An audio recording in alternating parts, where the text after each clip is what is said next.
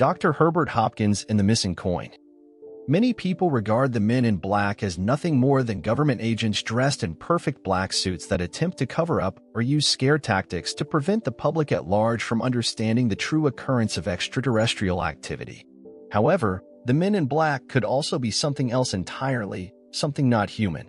This appears to be the case when reviewing the reports made by a Dr. Herbert Hopkins and his strange encounter with an individual who suddenly showed up at his house while he was conducting a private investigation. Dr. Herbert Hopkins was working as a consultant on a case involving a sighting of an unidentified flying object, as well as various other extraterrestrial claims that had occurred in the state of Maine.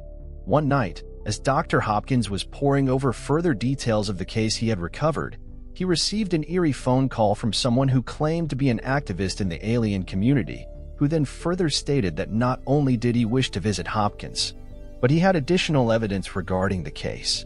Dr. Hopkins was thrilled to hear this, as any additional witness testimony and proof brought forward would certainly help him better understand the situation that had occurred. So, he gave them the details of his address and directions on how to reach him. Oddly enough, it only took a few minutes before he heard the ring of his doorbell. The man that showed up at his house was described by Mr. Hopkins as wearing a perfectly pressed black suit and a black tie. But this was far from the most noticeable thing about the man. According to Dr. Hopkins, the man in black had incredibly unusual facial features.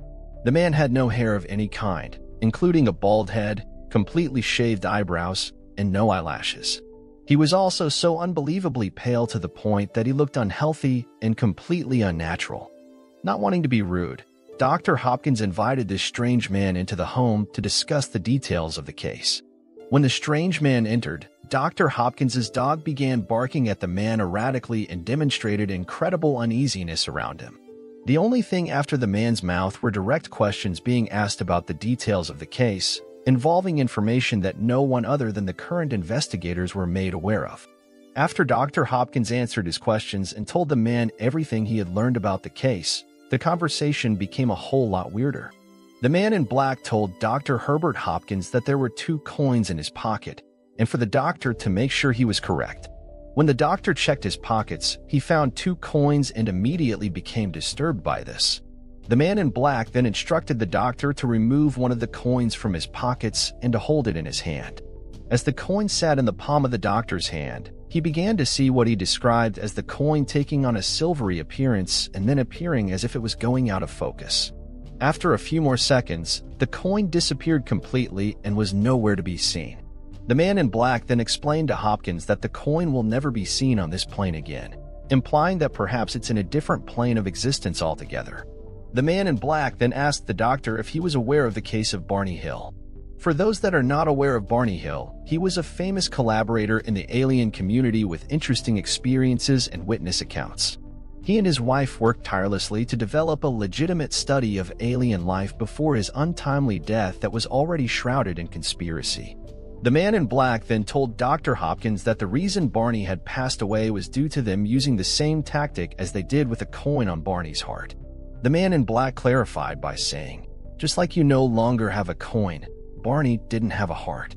The man in black then told Dr. Hopkins to destroy any material he had related to the UFO case and to no longer participate any further in the alien community. Extremely disturbed by this, Dr. Hopkins immediately burned all the files he had relative to the case. The invasion of Washington, D.C., 1952. In 1952, a series of sightings over Washington, D.C. led to what later became known as the invasion of Washington, D.C. From July 19th to July 27th, there was a wave of reported unidentified flying objects, UFOs, above the nation's capital. Witnesses ranged from the general public to high-ranking military officials. An air traffic controller, Edward Nugent, detected 7 objects on radar moving in ways impossible for conventional aircraft. Witnesses reported glowing, metallic objects moving at high speeds. The situation led to President Harry Truman's involvement, resulting in investigations by the Air Force and the Central Intelligence Agency. The existence of extraterrestrial life seemed likely, given credible witness reports, radar data, and the involvement of intelligence agencies. How DNA works. Despite significant scientific progress, The inner workings of DNA remain mysterious. Every cell in the human body contains the same DNA code, yet cells perform various functions. Scientists don't fully understand how DNA orchestrates these functions. Even after mapping the entire human genome, the secrets of DNA are elusive. Understanding this mechanism could lead to remarkable advances in the field of medicine, potentially unlocking the secrets of cell replication, aging, and various diseases, including cancer. The discovery of materials 10 million times stronger than steel, neutron stars, formed after massive supernovae, yield incredibly dense materials. Recent simulations suggest materials derived from neutronium could be 10 million times stronger than steel. While there may be no immediate practical applications due to the immense weight, this discovery inspires innovations in materials science. The intricate layering and stringing of neutronium might pave the way for novel materials with incredible strength. Modeling electrons in unprecedented detail, physicists have undertaken groundbreaking experiments to reveal the true nature of electrons. By using powerful lasers to observe electrons' behaviors, scientists address the long-debated question of whether electrons are truly round or possess a different shape. This research confirmed the spherical nature of electrons. However, the study raised new questions about unexplained phenomena, signaling uncharted territories in particle physics. The origin of the prehistoric stone spheres of Costa Rica. The stone balls were first referenced back in 1971 by famed ancient alien author Eric von Daniken in his cult classic novel known as Chariots of the Gods. Though the discovery of these stone spheres goes as far back as the 1940s, located and scattered throughout the jungles of Costa Rica. These spheres were originally found in the delta of the Tarahui River, but followed as far away north as the Estrella Valley and as far south as the mouth of the Coto Colorado River. This appears to be no easy feat, however, as the objects were massive, most of them being as large as roughly 2 meters in diameter and weighing more than 16 tons. In ancient Costa Rican myth, as well as evidence found by archaeologists, it was originally believed that these spheres served a purpose by matching constellations in the sky, and that, according to these myths, represented the constellation of which the gods had arrived from. The ancient astronaut community believes that the spheres could have served as a primitive star map depicting a very specific constellation, as told by the ancient gods in an attempt to show us their home planet. Unfortunately, the Costa Rican stone spheres, when discovered, were either moved from their original location by archaeologists and researchers or blown up by treasure seekers. Believing the stone spheres to contain ancient artifacts, priceless antiques, or gold treasures that could be sold on the black market. Due to this, the true nature and archaeological context of the scattered spheres is completely lost for the foreseeable future. And, though there may be a handful of stones still in their original location, hundreds of others have been completely destroyed, removed, or washed away by flooding. In the original together, even though the surviving stones could still prove to be useful regarding archaeological context and discovery. For some strange reason, the discovery has gone widely unnoticed and completely ignored since its original finding back in the 1940s. The flying Saqqara bird of ancient Egypt. It was very common in the old days of Egypt for children to possess intricately carved wooden toys, not much different from toys found today. Interestingly enough, the discovery of the Saqqara artifact puts many ideas into question on whether or not the object was a toy or evidence of ancient aircraft. During 200 BCE, in an 1898 excavation at the Pardi Aman tomb located in the town of Saqqara, Egypt, was discovered strange bird-shaped artifacts made out of sycamore wood and incredibly preserved. These artifacts depict a bird first at the front, however, the rest of the body seemed similar in design to a modern-day charter plane rather than a bird. Located atop the bird appears to be one single large wing, commonly seen in modern taildragger planes, whereas the back of the bird shows what appears to be a similar design to a rudder that flattens out at the back in a vertical position. Further evidence of the ancient Egyptian gods' wild and advanced technologies is the fact that the bird figure used for the Saqqara bird is that of a falcon, an image commonly used to depict many of the Egyptian gods and their power. Further evidence was established when aerodynamics expert Simon Sanderson tested an exact replica model of the carved bird in a modern wind tunnel. Even without a tailplane, rudder, or flaps, the model generated 4 times the glider's weight and lift, proving indefinitely that even without the use of modern-day equipment, scaled up, the carved image could glide on its own. When Simon Sanderson added a stabilizing tailplane to the carved wooden figure and tested it in a flight simulator, it was able to fly quite well and control with ease, rivaling in comparison to many aircraft built today. In his paper, Simon wrote, "Modern technology has proved beyond all doubt that it could have flown." Despite the substantial evidence and research, many experts claim Simon Sanderson is forging the results or even go as far as claiming that perhaps the wooden bird is nothing more than an elaborate hoax placed there during its discovery. Devil's Tramping Ground. Out in North Carolina, locals of the area have found an unexplainable region of the nearby forest that seems to defy all logic and reasoning. The area is referred to as the Devil's Tramping Ground, as it appears to be completely devoid of any growth of any kind, similar to that scene of a large animal or beast stomping around in a circle without rest. The strange and mysterious 40-foot ring of compacted, blackened soil has been the talk of local legends since the discovery of the region found right beside Silver City, located in North Carolina, 10 miles west of the location. The local residents claim that almost every night, if someone visits this odd and mysterious location, you will be able to see a dark spirit stomping on the ground in anger, leading to the region's blackened, compacted state. The location is so strange that even the North Carolina State Department of Agriculture has spent years taking samples of the soil in this area but is still yet to come up with an explanation for why the 40-foot radius is completely devoid of life of any kind. Experts originally believed that perhaps there was a more scientific approach to the whole situation, believing that maybe a lack of nutrients in the soil or a spawning ground for insects could be the reason for the blackened, compacted state. Studies came back inconclusive to any of those results, and by the standards of the tests held by the North Carolina State Department of Agriculture, the soil should be some of the most fertile soil in the region. Today, experts are still uncertain as to what can be causing this blackened, compacted soil, and many paranormal investigators have stayed out most nights to watch the region but failed to spot anything supernatural or paranormal causing. The Devil's Tramping Ground. The 50-foot Congo snake. Back in 1959, when the Belgian Air Force occupied the Democratic Republic of the Congo, a colonel by the name of Remy Van Lood made a startling discovery. As he was flying over the rainforests of the Congo, there were 3 people on the flight: himself, a pilot, and a photographer. As they were attempting to get surveillance information of the forest below them on their journey to another military base, suddenly the colonel noticed what appeared to be a large snake, over 50 feet in length, lifting its body more than 10 feet high. The colonel reportedly told the pilot to turn around so they could get better photographs of the creature and hovered for a while in the helicopter before they realized they were low enough to be within striking distance of the snake.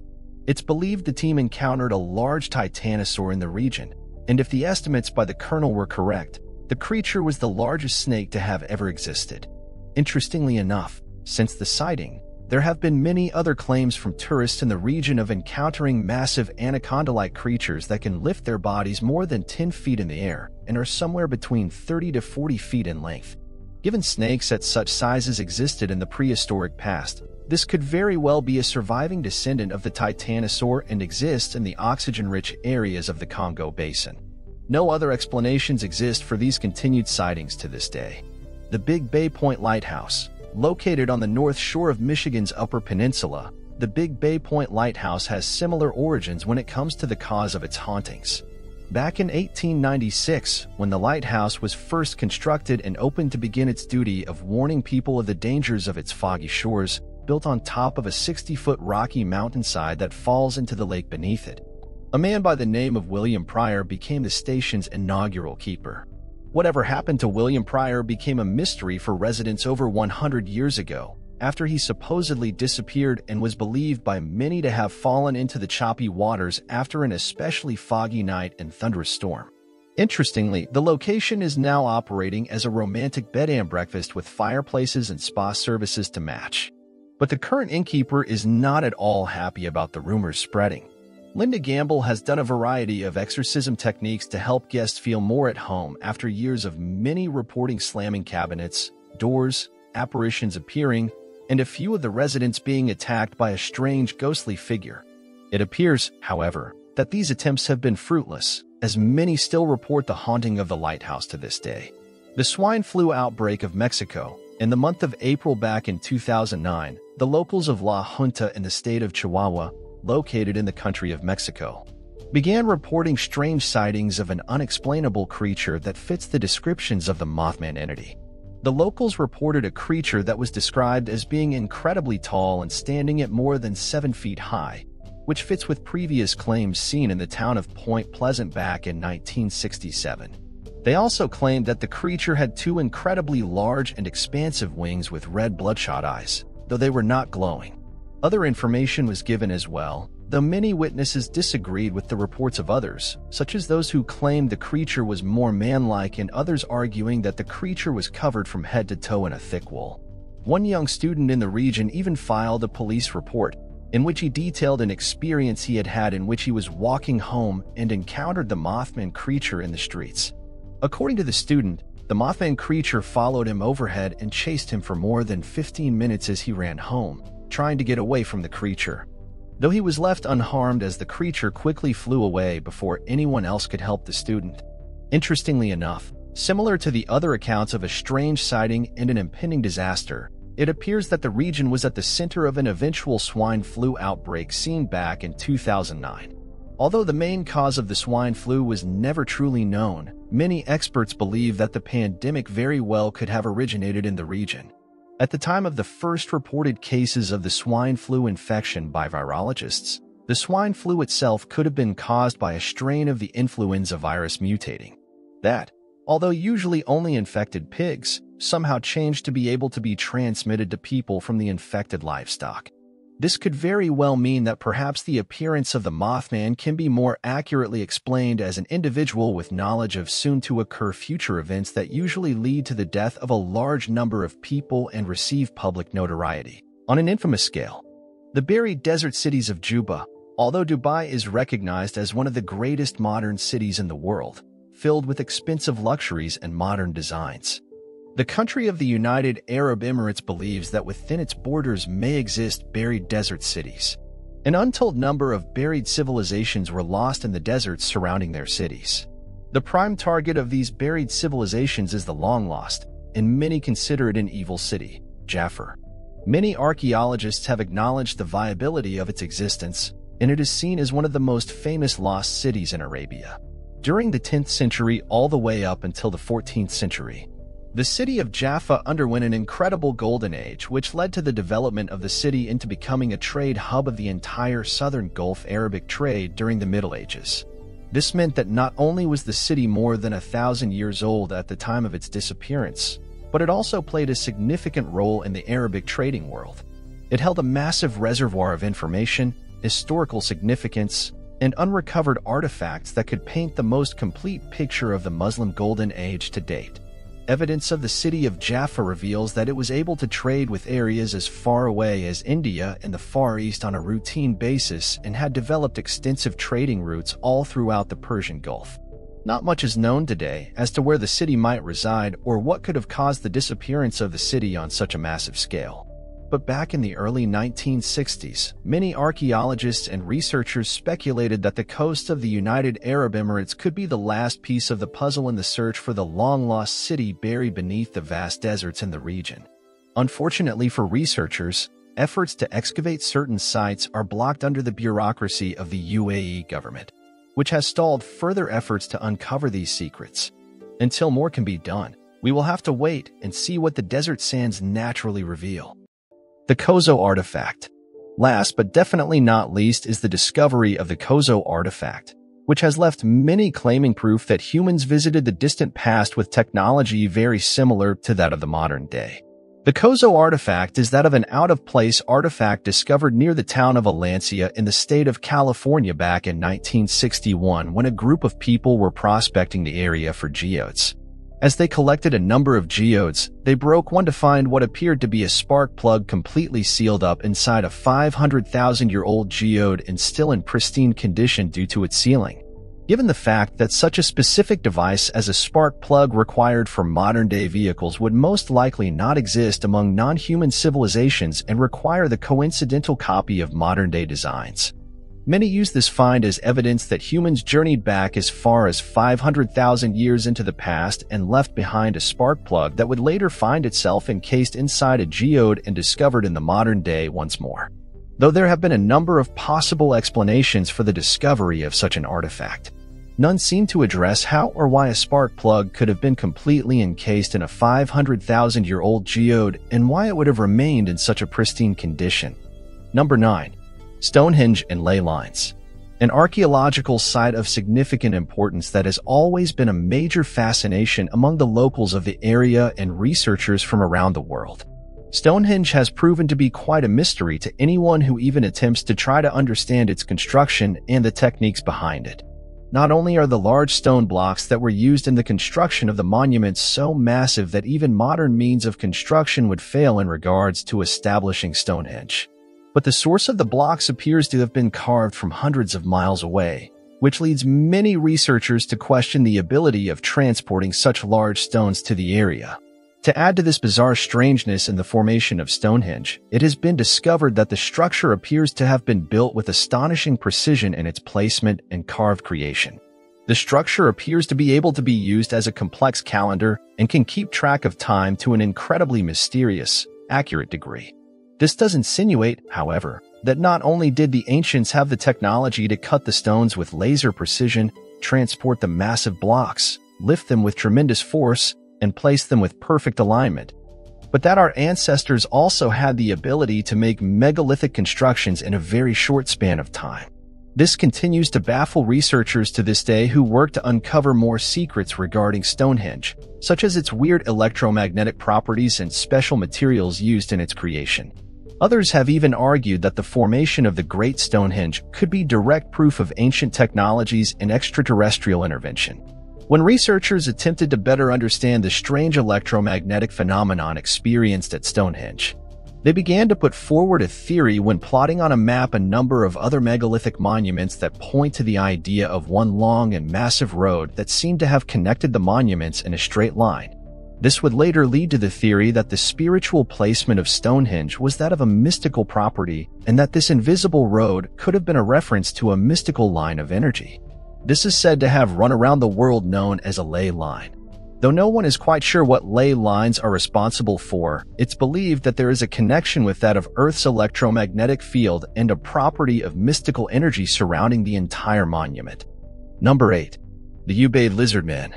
Aliens, human-lizard hybrids, or an advanced reptilian civilization. This might sound bizarre, but all these are the possibilities associated with one of the most unique archaeological discoveries of all time. Discovered in the famous Al-Ubaid archaeological site in Iraq, the humanoid figures with lizard-like features have baffled archaeologists for more than a century now.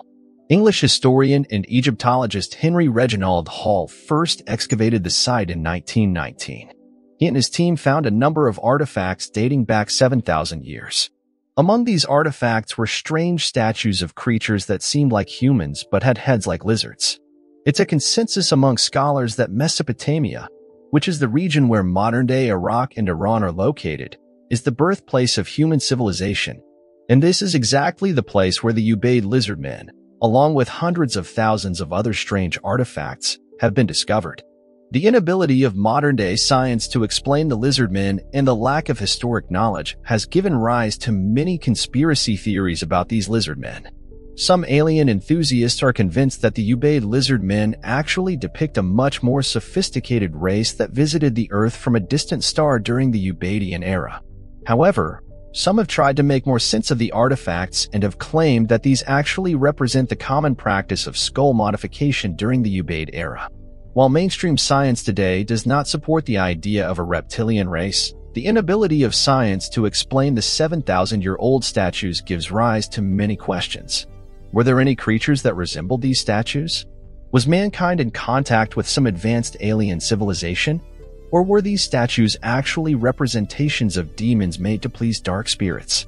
Whatever these were, all we can do now is speculate, as the truth lies somewhere between science and fiction. Number 7. Supernova mystery found at the bottom of the sea. Scientists have spent decades researching across the vastness of space to learn more about the supernova phenomenon. They could not have imagined that the answers they were looking for would actually be residing at the bottom of the seas. Through the careful analysis of the ocean floor, it was discovered that the particles that actually originated from a supernova explosion somewhere deep in space were present all over the ocean floor. Over millions of years, Earth has witnessed many catastrophic events, and it's very much possible that a supernova explosion at a nearby star sent a huge amount of debris toward Earth that not only caused a lot of destruction but also became a part of the Earth's geography. This debris is believed to be what is buried at the bottom of the ocean. Though the scientists are still unsure about the exact origins of the stardust that the ocean holds, they are quite confident that many secrets of the universe can be unlocked by doing research on these particles. Some research has shown that the galactic dust that resides at the bottom of the sea is more than 25 million years old. Some historians and researchers have linked the space dust to an extinction event that took place on Earth and wiped off most of the life present on the planet.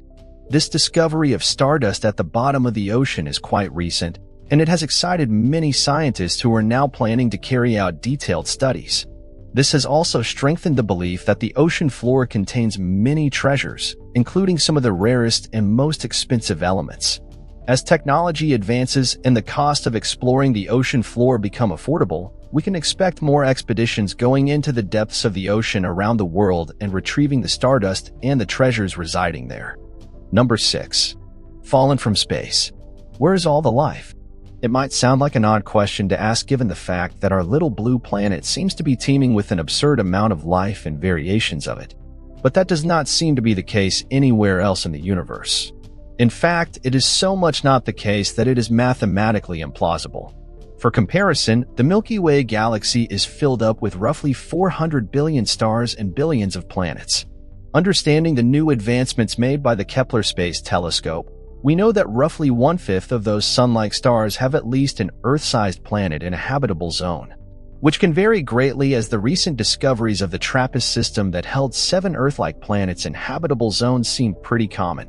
If even so little as 0.1% of those planets had life on them or some variation of life, then there would be roughly 1 million planets with life in just the Milky Way galaxy. But there isn't. Even taking time into consideration only seems to make the math more implausible. The chances for life are pretty great. The Milky Way itself is about 13 billion years old.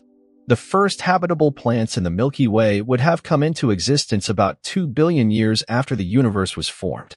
This leaves about an 11 billion year period since our formation for other advanced life to have been formed, and since Earth is only 4 billion years old. There has most likely been trillions of likely chances and scenarios in the Milky Way alone for life on other planets to pop into existence. All we would require to notice other life would be for just one species of these trillions of potential incidences to advance into a spacefaring civilization. Given that research states that our population growth and technological rate would allow human beings to colonize the entire Milky Way galaxy in about 2 million years, if we assume all outcomes the same, we would be able to see an alien civilization by now considering the time, chances, and probability of other life to have formed. The fact that we do not is horrifying. This has led many researchers to believe that maybe the forming of complex life isn't the issue, and that perhaps there is an extinction-level event to filter around the formation of complex life right around the corner, including ourselves. Number 5. The extinction of the megalodon. One of the largest predators to have ever existed was the megalodon. The giant shark could easily grow up to 60 feet in length and had a bite more powerful than that of a Tyrannosaurus rex. Strangely enough, although sharing a timeline that would have placed this creature on Earth around the same time as our prehistoric ancestors, it suddenly and quite rapidly went extinct. Although the question of what caused the extinction of this giant shark still remains a mystery, many would remark that the size of the megalodon made it an incredible predator that helped it dominate the oceans during its reign. The truth is that the creature's large stature actually proved to be more of a hindrance. In order to support its massive body weight and muscle growth, the body of the megalodon had a tremendous metabolism. This meant the creature needed to consume massive amounts of food in order to not starve. This calorie requirement would have forced the megalodon to eat more than 2,500 pounds of meat a day just to survive. Given the fact that the diet of the massive shark was made up mostly of turtles and seals, the megalodon would have been forced to be in an instant state of predation just to meet its daily calorie requirements, even going so far as possibly eating its own young in times of stress.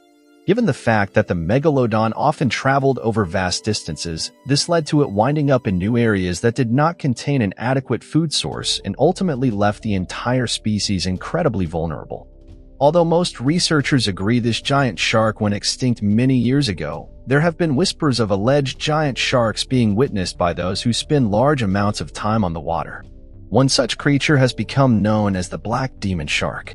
Over the last 20 years, it's been spotted off the shores of Mexico's Baja California peninsula.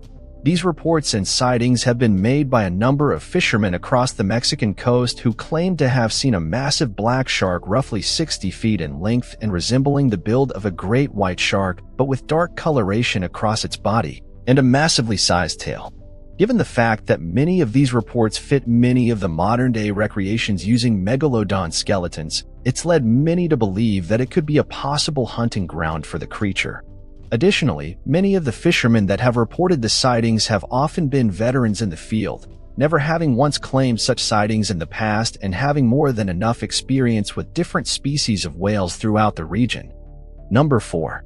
The mysterious Nampa figurine. The Nampa figurine was found in 1889 when workers drilled a water well near Nampa, located in southwest Idaho. This artifact seems to be skillfully formed in clay, and ever since its discovery, it's been baffling scientists. According to the story, the workers reached a layer of clay over 90 meters down in the well. After reaching this point, their steam pump spat out this piece of brownish clay that looked like a small figurine. The object itself is described as being in great condition, bearing in mind how far down it was discovered. Those who have studied the figurine have said it looks like a female figure and does not seem to have been manufactured recently. According to Professor F.W. Putnam of Harvard University, quartz grains found under the doll's right arm were cemented by iron molecules, which is a clear indicator that this artifact might be very old. Many scientists took time and investigated this controversial figurine. They all conducted diverse tests, and they all agreed that the figurine is fully authentic and also of ancient origins. Number 3. The thylacine is still alive. Commonly referred to as the Tasmanian tiger, the thylacine has been a species in recent years that appears to be at the center of a number of monster sightings. These encounters have left many people to believe that perhaps the old species was never fully eradicated back during the hunting eradication of the 1930s. According to documents during the early 1900s, the thylacine was viewed as one of the most threatening animal species to the natural ecosystem, as they multiplied in rapid numbers after feeding on Australian livestock. The abundance of food due to agriculture led to the species growing in large numbers. This was an issue, and the locals began to fear that the thylacine would soon be devouring all of the livestock and moving deeper into towns and villages across the country. This led to the government taking action and promoting residents and farmers to hunt the creature, which led to its entire eradication in 1936 after the last known Tasmanian tiger died alone in an Australian zoo. Fortunately enough, there have been a number of individuals that have claimed to have spotted the creature while going on hikes. Not only did they have their natural striped colors, but were also cited as having the elongated jaws and razor-sharp teeth that many know the Tasmanian tiger to have possessed. As the years go by, more and more sightings of the creature have been made, leaving many to believe that perhaps there are small numbers of the species that survived and are slowly recovering from the losses. Number 2. Icelandic sea monsters. When traveling to Iceland via a cruise line, some tourists have been asked a bizarre question. This comes in the form of the locals asking the tourists if they have seen any of the nearby sea monsters. Although this may sound like a joke, Iceland is said to be full of mysterious sea monsters, some of which have even been captured on camera. Perhaps one of the most well-known sea monsters is that of the mysterious Lagerfeld worm. This creature is often referred to as the Iceland worm, and it's been sighted by the locals for hundreds of years. The creature's size ranges depending on who you talk to, but some suggest it's anywhere from 30 to 90 feet in length.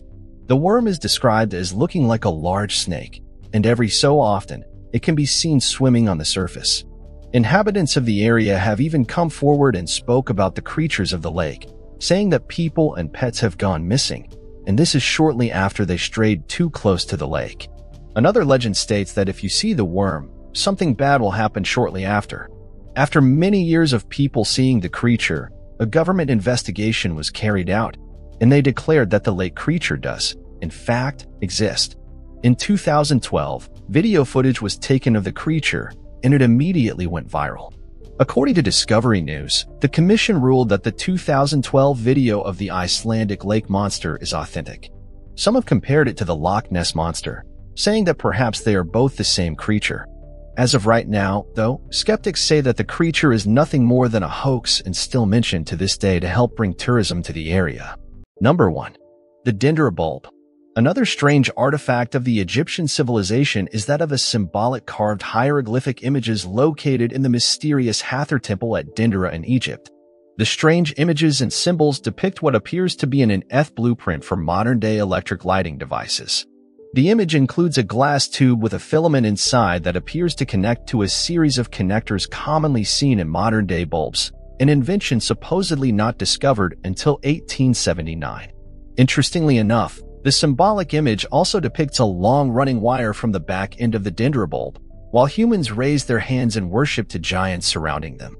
Given the vast and extensive amount of evidence we have gathered in the past of a possible race of giants, of whom were capable of using advanced technologies to have assisted with the creation of the pyramids at Giza and have been depicted in many other ancient Egyptian carvings.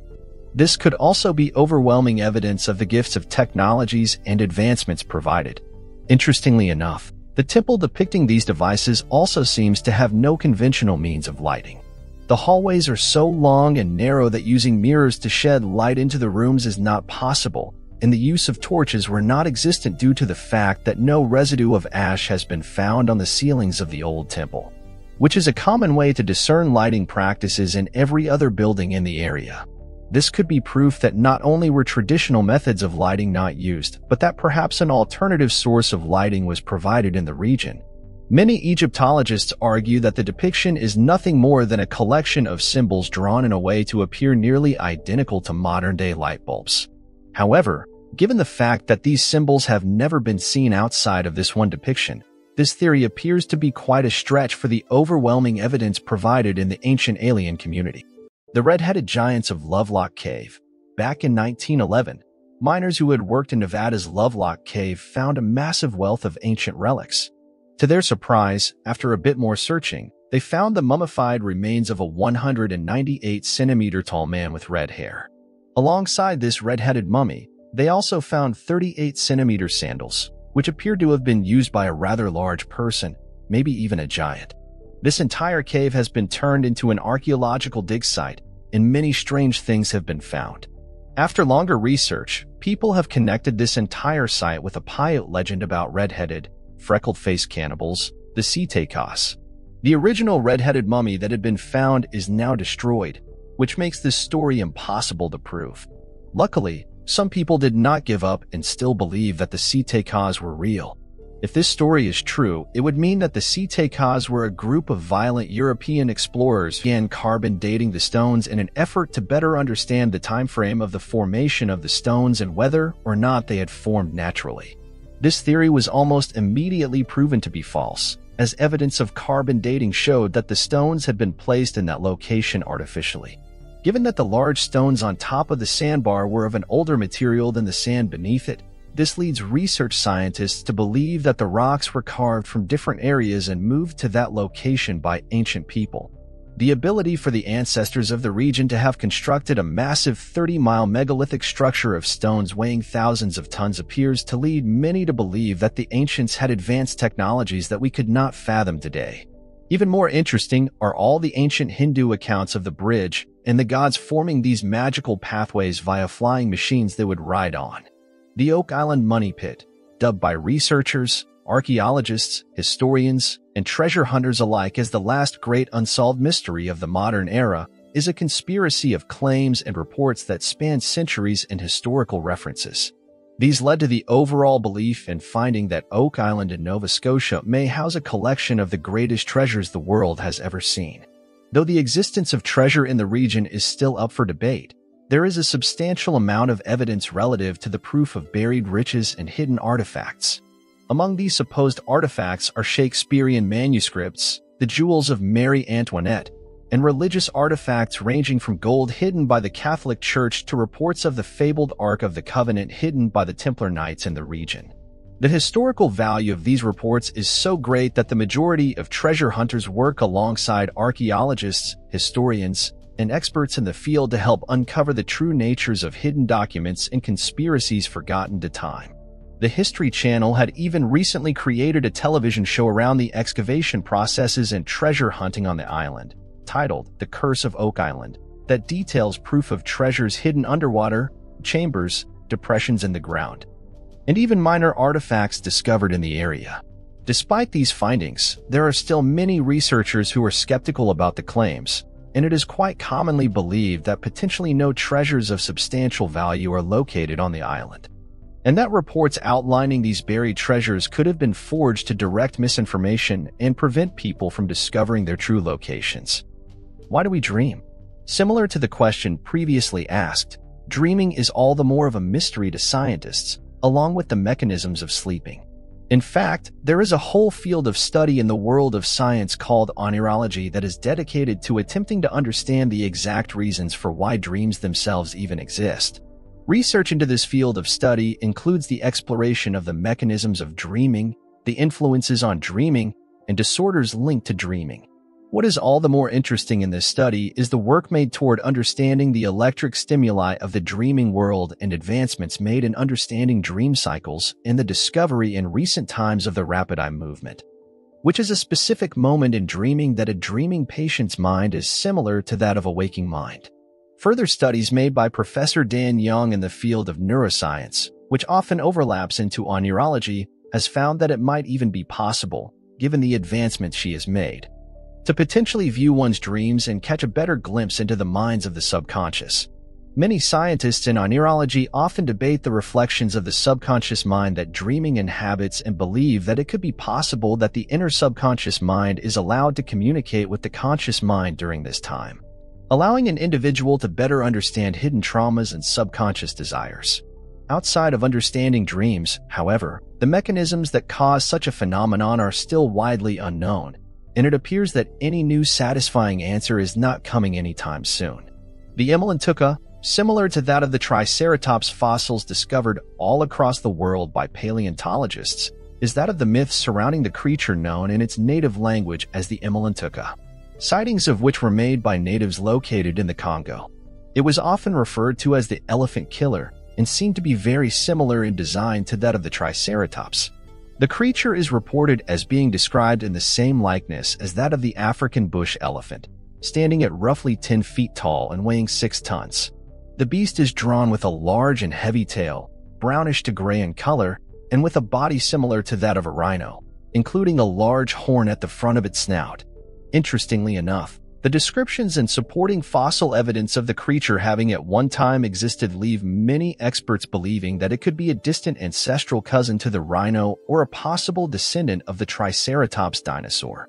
Unfortunately, the tribe native to the Congo region that reported on the creature claimed to have purposefully sought out each creature of the species to eradicate them from the area due to their growing fears of the creature, its aggressions, and history of attacks.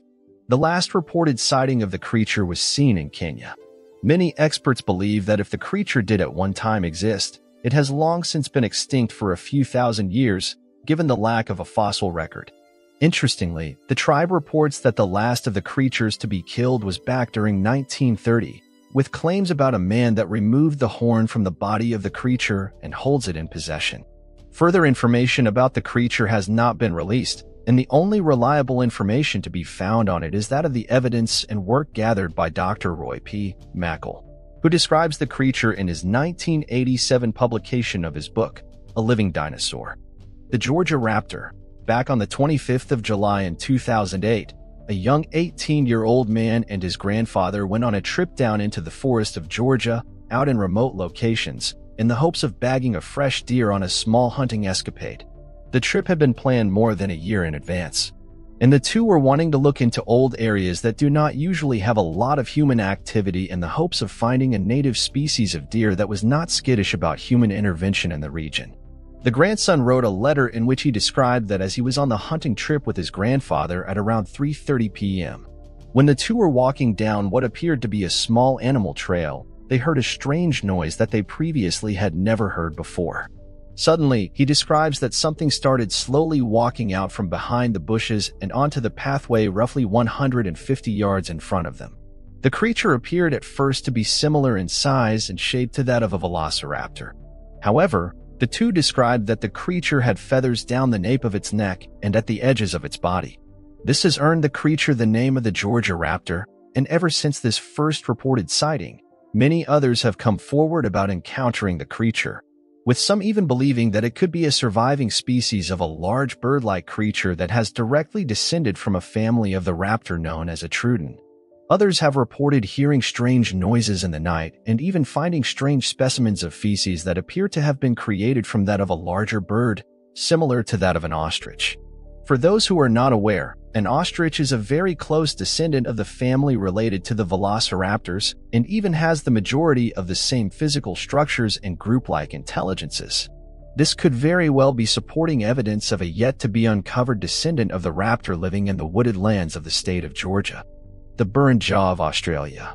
There are more than enough variations in species all across the Australian outback for many experts to be unaware of their existence. Given the nature of the outback and its incredibly hostile environment, and surprisingly, the area does not see much human activity, if any. This, of course, goes without saying that the Australian outback is at the center of many myths and legends involving a wide variety of terrifying creatures roaming the landscape.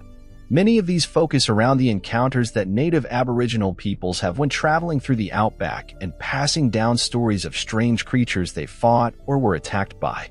One is the story of the Burrinch, all of which is a creature that shares incredible similarities to that of a Tyrannosaurus rex.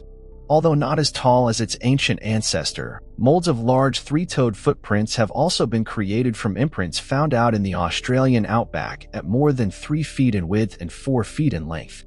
According to the Aboriginal myths, there roams a massive lizard with the tail of an alligator that walks on 2 hind legs, possesses a massive and powerful jaw, and has 2 short arms at its chest.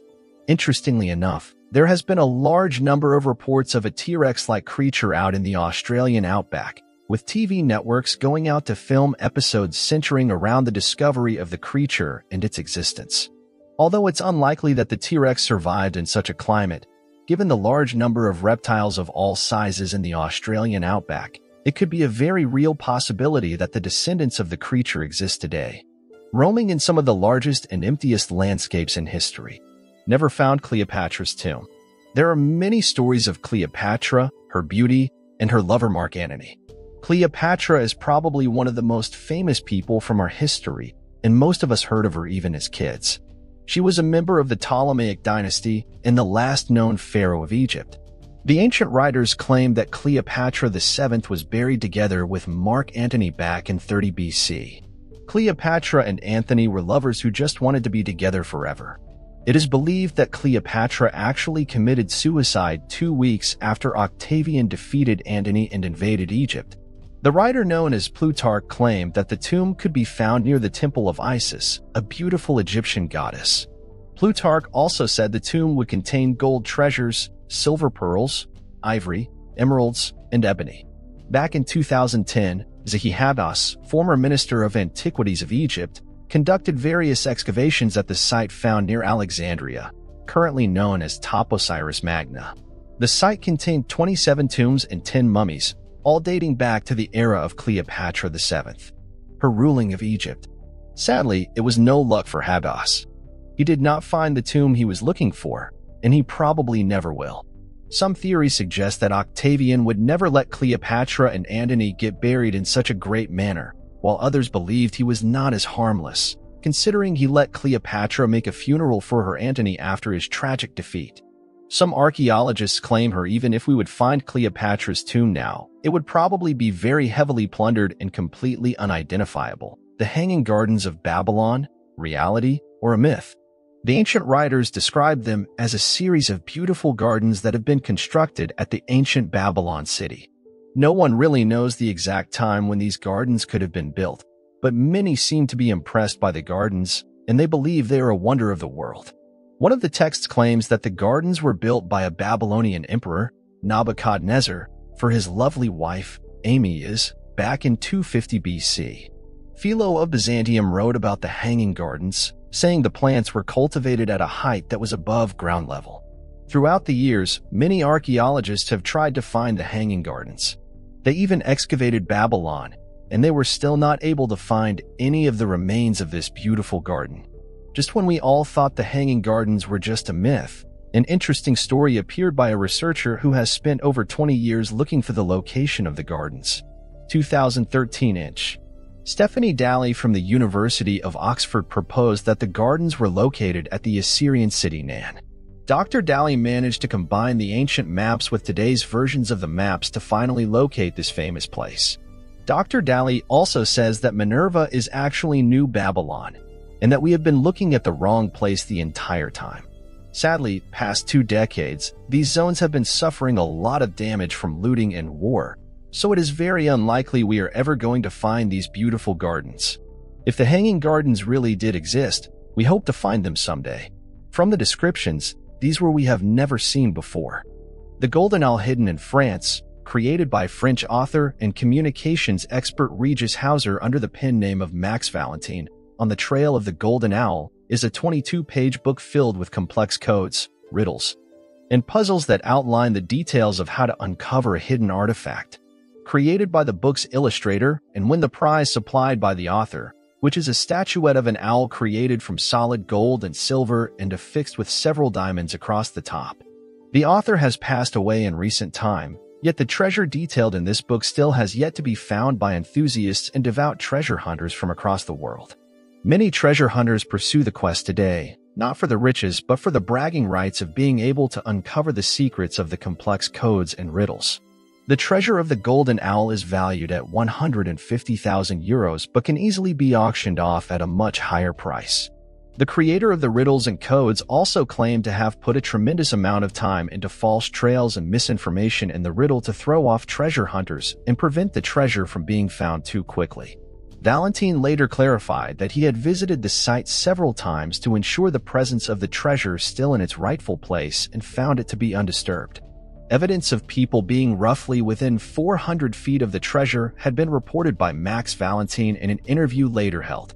Of course, as time grew and no participants could find the treasure, Valentine set up the MaxVal server to help answer any questions treasure hunters might have and provide additional clues. After answering over 100,000 questions pertaining to the search over the span of several years, Valentine closed the server, and remnants of the information exist to this day. No one has found the treasure, but given the advancements and information shared today, a winner should be able to finish the treasure hunt sometime soon. The Close Encounters of Cossack. While there are a tremendous number of reported cases of eyewitness accounts of unidentified flying objects, it is very rare for eyewitnesses to report a direct sighting of an alien presence or terrestrial life form seen in clear detail during the event. This does not appear to be the case when analyzing the close encounters of the commune of Cossack located in France. On the 19th of August, back in 1967, 2 children, a 13-year-old boy and his 9-year-old sister, ran to the police and alerted them of a strange sighting. They claimed that as they were watching the cows in a nearby field, they noticed 4 small people covered in a weird dark material standing at roughly 47 inches tall. At first, they were not afraid of these strange people and originally thought they were other children around their age. But they began to panic when these beings suddenly began to rise in the air and float up toward a metal disc-like object floating above them, which was no more than roughly 15 feet in diameter. At first, the officers didn't know what to make of the kids' story, but noticed that the children appeared to be truly fearful as they continued to describe the scene in great detail. Quickly, the officers followed the children to the sighting and noticed a strange sulfur smell in the air near where the object was seen hovering, and a large patch of dried grass had suddenly appeared in the area. After the police filed the report of the incident, the French government stepped in and conducted their own private investigations of the event. They have yet to release any gathered information or investigation details. As time went on, the story died down, and the government felt compelled to keep all gathered details of the investigation a secret. refusing to acknowledge the case's existence up until March 2007, when the French government released hundreds of declassified UFO investigations on their government website over 40 years after the event. Number 2. Hundreds of millions of planets and the Andromeda Galaxy. The Andromeda Galaxy, alternatively known as Messier 31, M31, or NGC 224, was originally known as the Nebula Galaxy. The Andromeda Galaxy is the closest major spiral galaxy to our Milky Way, with a diameter of 220,000 light-years. Although we have several dozen galaxies closer, the Andromeda Galaxy can truly be seen on a clear night from a place with a dark sky. The distance of the galaxy to Earth is currently at 2,500,000.0 light-years. The current name given to the galaxy was derived from the Andromeda constellation, which appears in the Earth's sky. The Andromeda Galaxy has an estimated number of stars at about 1 trillion, which is about twice the number of stars in our Milky Way galaxy. About 10 billion years ago, the Andromeda Galaxy was formed from the collision and merger of protogalaxies. Initially, astronomers thought the Andromeda Galaxy was a solar system in the process of formation. However, in the 20th century, the Andromeda Galaxy was resolved into individual stars. Even though the Andromeda Galaxy has more stars than our Milky Way galaxy, its mass is not as much because the Milky Way is assumed to contain more dark matter. The Andromeda Galaxy has a concentrated bulge of matter in the middle, surrounded by a disk of gas, dust, and stars with an immense halo. The Andromeda has dwarf galaxies, just like the Milky Way, with about 14 known galaxies. The only 2 galaxies that are best known and readily observed are M32 and M110. In the next 4 billion years, astronomers estimate that the Andromeda Galaxy will collide with the Milky Way, and this merger will end after 6 billion years from now. The Andromeda Galaxy is approaching the Milky Way at about 68 miles per second. This collision will permanently change the structure of these 2 galaxies. However, before that time comes, the Sun will have swollen to a red giant, consuming terrestrial planets like Earth. We certainly have more to be concerned about before the collision between the 2 galaxies. Number 3. The Mokombembe. One of the most popular myths of a terrifyingly large creature roaming the lands of the Congo is that of the Mokombembe, known in its native language as the one who stops the flow of rivers. The creature's designs are similar to that of a sauropod dinosaur, a tall monstrosity with a long neck and a larger flowing tail to match. The size of its body is similar to that of a hippopotamus, up to an elephant, and it has a neck reportedly longer than 8 meters in length. Reports out of the Congo River Basin claim that the creature stands at more than 75 feet in length and hides in a thick forest located throughout the northernmost point of the Congo. Given the fact that the water could act like a natural form of buoyancy for the animal to grow to such sizes while also providing a rich source of prey and drinking water, it appears that the jungles of the Congo and the river basin would be a natural location for such a large creature. Legions of sightings of the creature go back thousands of years, according to the native tribes in the region, and reports of the creature range all the way up to the modern day, with even a group of French priests that traveled throughout the region confirming the sighting of this modern-day dinosaur. Though no evidence has been gathered of the creature in the modern day, many people believe that there will be more than enough evidence to surface in time. Number 4. Slayer Slab. Following mysteries surrounding the legends of the Knuckers and other dragon-like stories across England, the rumors surrounding the Slayer's Slab continue to be one of the centers of folklore stories about a knight slaying the last Knucker found in England. According to the story, the King of Sussex believed that the Knucker living nearby their collection of villages was becoming far too powerful for any one man to defeat. This led him to approach a wide variety of knights in the hope that a small army could be formed, but no man was willing to fight for the king to slay such a beast. It was not until the King of Sussex offered his daughter's hand in marriage that a single knight came to the king in the hopes of defeating the dragon and wedding the princess. Of the 6 knights, it was this one who was willing to take on the challenge. The knights would go on to slay the dragon when they found it residing in a small pond referred to as its Knucker Hole located near Leominster. This knight earned the title of the Slayer after accomplishing such a feat. After the beast was defeated, the knight returned to marry the daughter and later settled down in Leominster for the rest of his natural life. The Slayer would later pass away in the town, leading to the rumors of the Slayer's Slab, an unmarked gravestone located at a church in Leominster that has no name or marking on the tombstone except for a cross overlaying a herringbone pattern, which led many people to believe it's the grave of the slayer that defeated the last dragon of England. Number 5. The Taos Hum. The small town of Taos, located in the southern state of New Mexico, is no stranger to odd reports and strange sightings. In fact, the small town is known for being a very laid-back artsy community and has been the town of origin for many famous celebrities of all kinds. It is no wonder then that when the initial reports of residents calling in about a strange humming sound of unknown origin, many speculated that it could have been nothing more than perhaps a modern art installation or a mundane cause.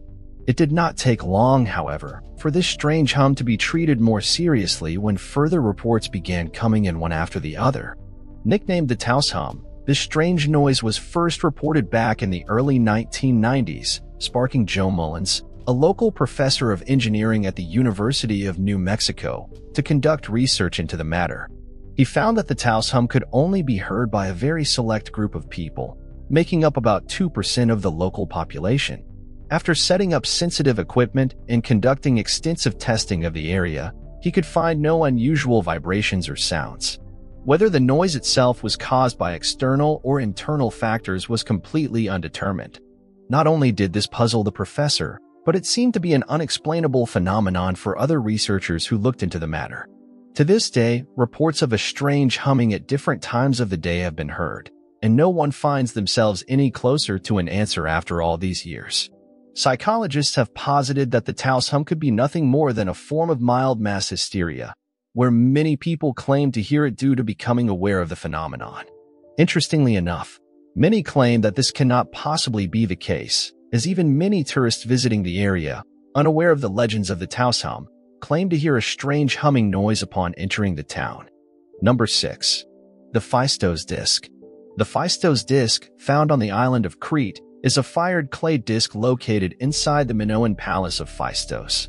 It has left many professional and amateur archaeologists struggling to decode the strange symbols found on the disc.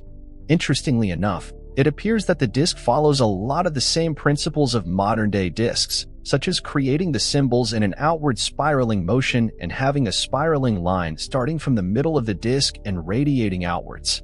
The symbols are not recognized as being a language of any kind and have left many wondering if they are instead a number of visual symbols that have no specific meaning but provide information based on context.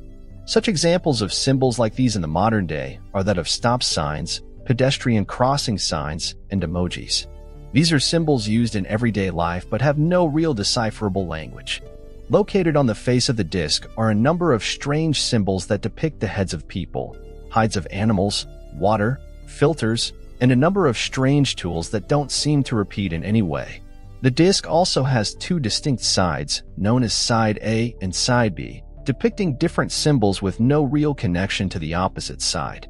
This enigmatic and believed to be impossible to decipher text has led to a number of online forums dedicated to solving this strange artifact, with several different lists describing each symbol and trying to better understand the use and purpose behind it. Many have argued that if the symbols had no specific language, they would not be ordered on the disc in any way and would instead be randomly carved images. Given that they are in an ordered position and seem to face in a specific direction, it is believed that they may represent a decipherable language. Number 7. Henry Hudson's Mermaid. In 1608, Henry Hudson and his crew were passing through the cold waters of the Bering Sea when something strange happened. Hudson wrote the entire account in his journal. According to him, while passing through the Bering Sea, he had a very strange encounter with mermaids. He wrote that a mermaid saw the ship and its crew and disappeared into the sea. It returned after a while with a number of other mermaids. He described the mermaids as women with bodies as large as men in his crew. The mermaids had very white skin and long dark hair. The lower parts of their bodies had tails like dolphins with spots on them. Hudson was fascinated to see such an extraordinary discovery of mermaids.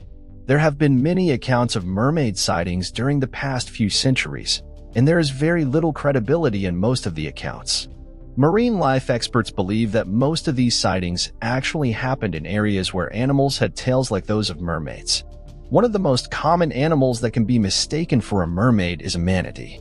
However, Henry Hudson's case is quite different. The place where he saw these mermaids doesn't have any manatees. The clear description of the entire event by an experienced sailor like Henry Hudson leaves no chance that he and his crew mistook some other animals as mermaids. While many historians and marine biologists believe that the story of Henry Hudson could be entirely made up, there are some who believe that the sailor and his men saw something entirely unique that day. The people who believe in Henry Hudson's story are of the opinion that our limited knowledge about the oceans and marine life that resides in it makes it impossible for us to dismiss such accounts. Every year, thousands of new creatures are discovered in the seas around the world, and it is entirely possible that, if not mermaids, something that looks very much like them might be present in the depths of the seas or on uninhabited distant islands. Someday, we might just be able to discover them. Number 8. Black dogs of the British Isles. For reasons not entirely understood, there appear to be a string of reported incidents following similar descriptions of a black, ghost-like dog that has been seen all around the British Isles. Reports of such a creature come from various locations, including Aylesbury, Lyme Regis, Newgate, Northrop, and more, with many independent sightings from all throughout the area. According to witnesses, the black dogs of the British Isles are otherworldly apparitions, which many believe to be hellhounds ready to attack anyone nearby. They are described as larger than a normal dog, with a shadow-like body and glowing red eyes. Many claim to have encountered the creature shortly after a terrible storm or in areas associated with death, such as old places of execution and ancient buildings. Not much is known about these strange sightings, but they appear to be growing in number in recent years, with many claiming to have been attacked by a paranormal creature matching the description or even protected and guided by the shadowy beast when they were lost or in danger. Number 9. Sheep squash. Similar to its Sasquatch counterpart, the sheep squash of West Virginia stands at over 9 feet tall and seems to be a strange hybrid of a large, woolly man with the face of a ram and large curling horns to match. The creature is believed to be native to the forests of West Virginia, with numerous eyewitness reports of the creature coming from various woodlands and mountainous areas. In 1995, an incident involving a group of campers in the forest at night in an area located around a dense forest featured the monster in its entirety. According to the campers, they first heard what was described as the huffing and snorting of a bear in the region, only for the large sheep squash creature to come running out of the bushes and attempt to attack them. Although they ran away completely unharmed, they claimed they could hear the monster's terrible screams chasing them through the forest. Witness reports of the creature today vary, with some describing it as running on 2 legs and others as crawling on all 4s, often with a long tail behind it. Regardless of these variations in witness accounts, they all compare the monster to that of a ram and give it the name the sheep squash. Today, the creature is known to inhabit mountainous regions all throughout North America, as well as making rare appearances in the denser South American jungles located in Brazil. There has been no explanation of the creature, and it appears that any further evidence surrounding the creature's existence is up for question. Number 10. Mysterious tunnel beneath Mexican pyramids. A few years ago, archaeologists discovered a mysterious tunnel and chamber hidden beneath a 2,000-year-old pyramid during a study of the structure by researchers from the National Institute of Anthropology. The tunnel's entrance was found only a couple of weeks ago. The director of the conservation project, Veronica, stated that the tunnel is toward the south of the Plaza de la Luna, but it's likely that there is another entrance toward the eastern side. Archaeologists and researchers have suggested that the new chamber could contain human remains as well as other artifacts, some of which might resemble those discovered in other parts of the pyramids. The chamber is around 26 feet under the pyramid and is thought to have a diameter of 49 feet. It's a mystery who founded this ancient city and why the civilization collapsed. The Aztecs were among the first to discover these ancient ruins and decided to name it Teotihuacan, which means the place where men become gods. Since its discovery, it's been the site of many excavations. The Pyramid of the Moon was found to have been built on elevated ground, designed to reflect the hill in the background. Close by are 12 smaller pyramids, and research has estimated that the pyramid was built between 1 and 350 AD. Tombs have been discovered inside the pyramid, containing human remains and jewelry similar to those found in other parts of the pyramids. Some believe that the newly discovered chamber will most likely contain similar items. This ongoing discovery helps us better understand what life was like during this period. The heat ray used by Archimedes. On the hit TV show known as Mythbusters, the hosts of the show, Adam and Jamie, began the episode with a request to recreate the mythical heat ray that had been used by Archimedes to repel an entire military during his day. According to the legend, back in 212 BC, an inventor and philosopher of the time known as Archimedes was at the shores of a massive siege between his own people and a number of Roman warships during the siege of Syracuse. Fully aware that his people were both outnumbered and outmatched, Archimedes began constructing what was referred to as a burning glass that could burn the Roman warships and protect his people. Various legends and different variations exist, claiming that he used one large mirror to reflect direct sunlight, while others assert that he used the shields of 70 soldiers to redirect the light at the warships, setting them on fire. This legend has often been challenged by numerous researchers from around the world, contending that such a story is completely fabricated and that the physics of the encounter don't seem to add up. This led to the TV show Mythbusters attempting to recreate the event, only to find that they were completely unable to ignite a model ship using reflective shields in the recreation of a death ray, as outlined by Archimedes. Despite these findings, many still believe that the event did occur at one time, given the fact that the legend had been recorded by both Greek and Roman historians who recounted the event. Considering that these historians only wrote down verifiable events, it leads many to believe that perhaps Archimedes constructed a wholly different form of technology to assist with his death ray, which ultimately led to the end of the Roman siege at Syracuse. Number 9. The fall of the Sumerians. Despite their influence, power, strange myths, and religions, as well as their incredible dominance in the evolution of humanity throughout these ancient times, it appears that the ancient Sumerian civilization came and went in the same mysterious fashion that the civilization has been shrouded in since its discovery. Though some researchers believe that the ancient Sumerians may have been conquered by the Akkadians, not much is truly known about the ancient civilization, and next to nothing can be gathered as to their origin or their disappearance, leaving humanity to be a species with an unending form of amnesia surrounding our history, creation, and evolution. If these mysteries could ever be uncovered, however, it could prove to be the last missing piece to the puzzle of the nature of existence itself. Number 8. Giant stones of Baalbek in Lebanon. The most mysterious ruins of the Roman Empire lie in the city of Baalbek in Lebanon. Among these ruins lie the giant stones. During the Roman era, the city of Baalbek was known as Heliopolis, or the City of the Sun. This city featured a huge temple and various other buildings. Modern-day archaeologists have been able to identify most of the buildings and their usage, but the giant stones that lie among the ancient ruins are still unexplained. Some of these stones are considered to be from an even earlier era. Weighing more than 1,000 tons each, there are 27 such stones.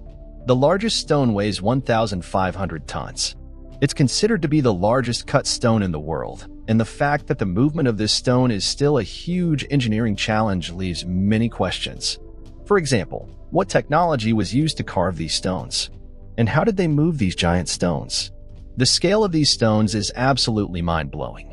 Another incredible fact that has baffled the archaeologists is the amazingly precise positioning and fitting of these stones. To give you some idea, these stones are fitted with such accuracy that it is almost impossible to insert even a needle between them. Many people believe that some of the earlier civilizations were way more advanced in science and technology than us, so they were able to construct such megastructures that we are not able to explain. Some people are of the opinion that the stones were carved and moved by an early civilization of giants who could lift these stones easily. Maybe one day our civilization will get advanced enough to be able to explain and understand such marvels of ancient civilizations. Number 7. Flexible Roman glass. There have been plenty of inventions made by the Roman Empire that seem to have been lost to history despite being of a nature that seems superior to our modern-day inventions. One of these incredible lost inventions of the Roman Empire was that of flexible Roman glass. According to the stories written down by the Roman historian Pliny the Elder in his works known as Natural History, there was a renowned glassmaker that was capable of making a flexible Roman glass that was incapable of shattering and was able to bend only to resume back to its normal shape after being bent. The account details that the recipe was discovered during the reign of the Roman Emperor Tiberius Caesar. who shut down the workshop of the glassmaker to prevent other glass blowers and prices of precious minerals from collapsing by the introduction of this new material and technique. Because of this, the technology would be lost to time. Today, the only comparable technique to that of unbreakable glass is that of plastic used in the modern day. It could very well be that the glassmaker used plastic to have formed bottles, given the fact that the exact procedure and recipe have been lost to time. Number 6. The Greek military and Greek fire. Back in 672 AD, there began to be recordings and accounts of the Eastern Roman Empire, the Byzantine Empire, using what was later named Greek fire to win a number of naval battles that had previously left their empire completely vulnerable to a number of sieges and naval attacks. This Greek fire had a number of strange characteristics that researchers today are using to try to understand what could have been the formula for the compounds used to create the primitive flamethrower used to burn ships approaching the lands of the Byzantine Empire. According to the written accounts, the Byzantine Empire was capable of using a hose-like mechanism described as ending in a pointed cap that would pressurize and shoot out a chemical compound that was capable of igniting when making contact with water. This led to the Byzantine Empire winning a number of strategic naval encounters by merely igniting enemy ships on fire whenever they had tried to approach too closely. Additionally, historians on both sides of the fight recounted that the fire was capable of burning even when floating atop the water, a nearly impossible to understand trait of fire at the time of its occurrence. Today, researchers believe that the compound was made out of some form of apatha or quicklime, but the exact chemical compound is unknown in the modern day. The exact mechanism for the pressurized hose has also been lost to the written accounts. Despite being one of the most effective naval weapons of its time, even working to end a number of sieges that allowed the Byzantine Empire to survive several more decades, the weapon and chemical compound were such closely guarded secrets that eventually, the weapon was lost to time. Number 5. Supermassive black holes, pinning down the age of the universe. A supermassive black hole contains a mass of the order of thousands up to billions of times the mass of the Sun. Its gravitational force is so strong that light cannot escape. The strong gravity occurs because matter has been pressed into a tiny space. From observation, it has been proven that all large galaxies have supermassive black holes at their center. The research on black holes started in 1963 by Martin Schmidt.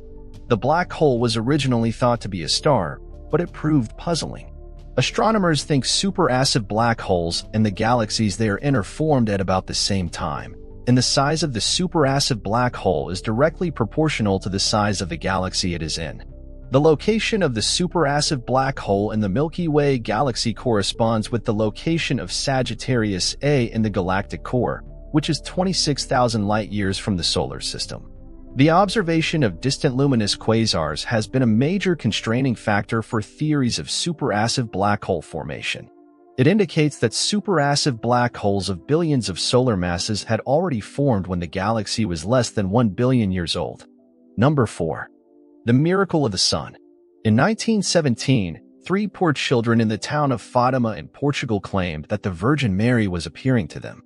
Not only that, they also claimed that she would be performing a public miracle on the 13th of October in 1917 in a certain field.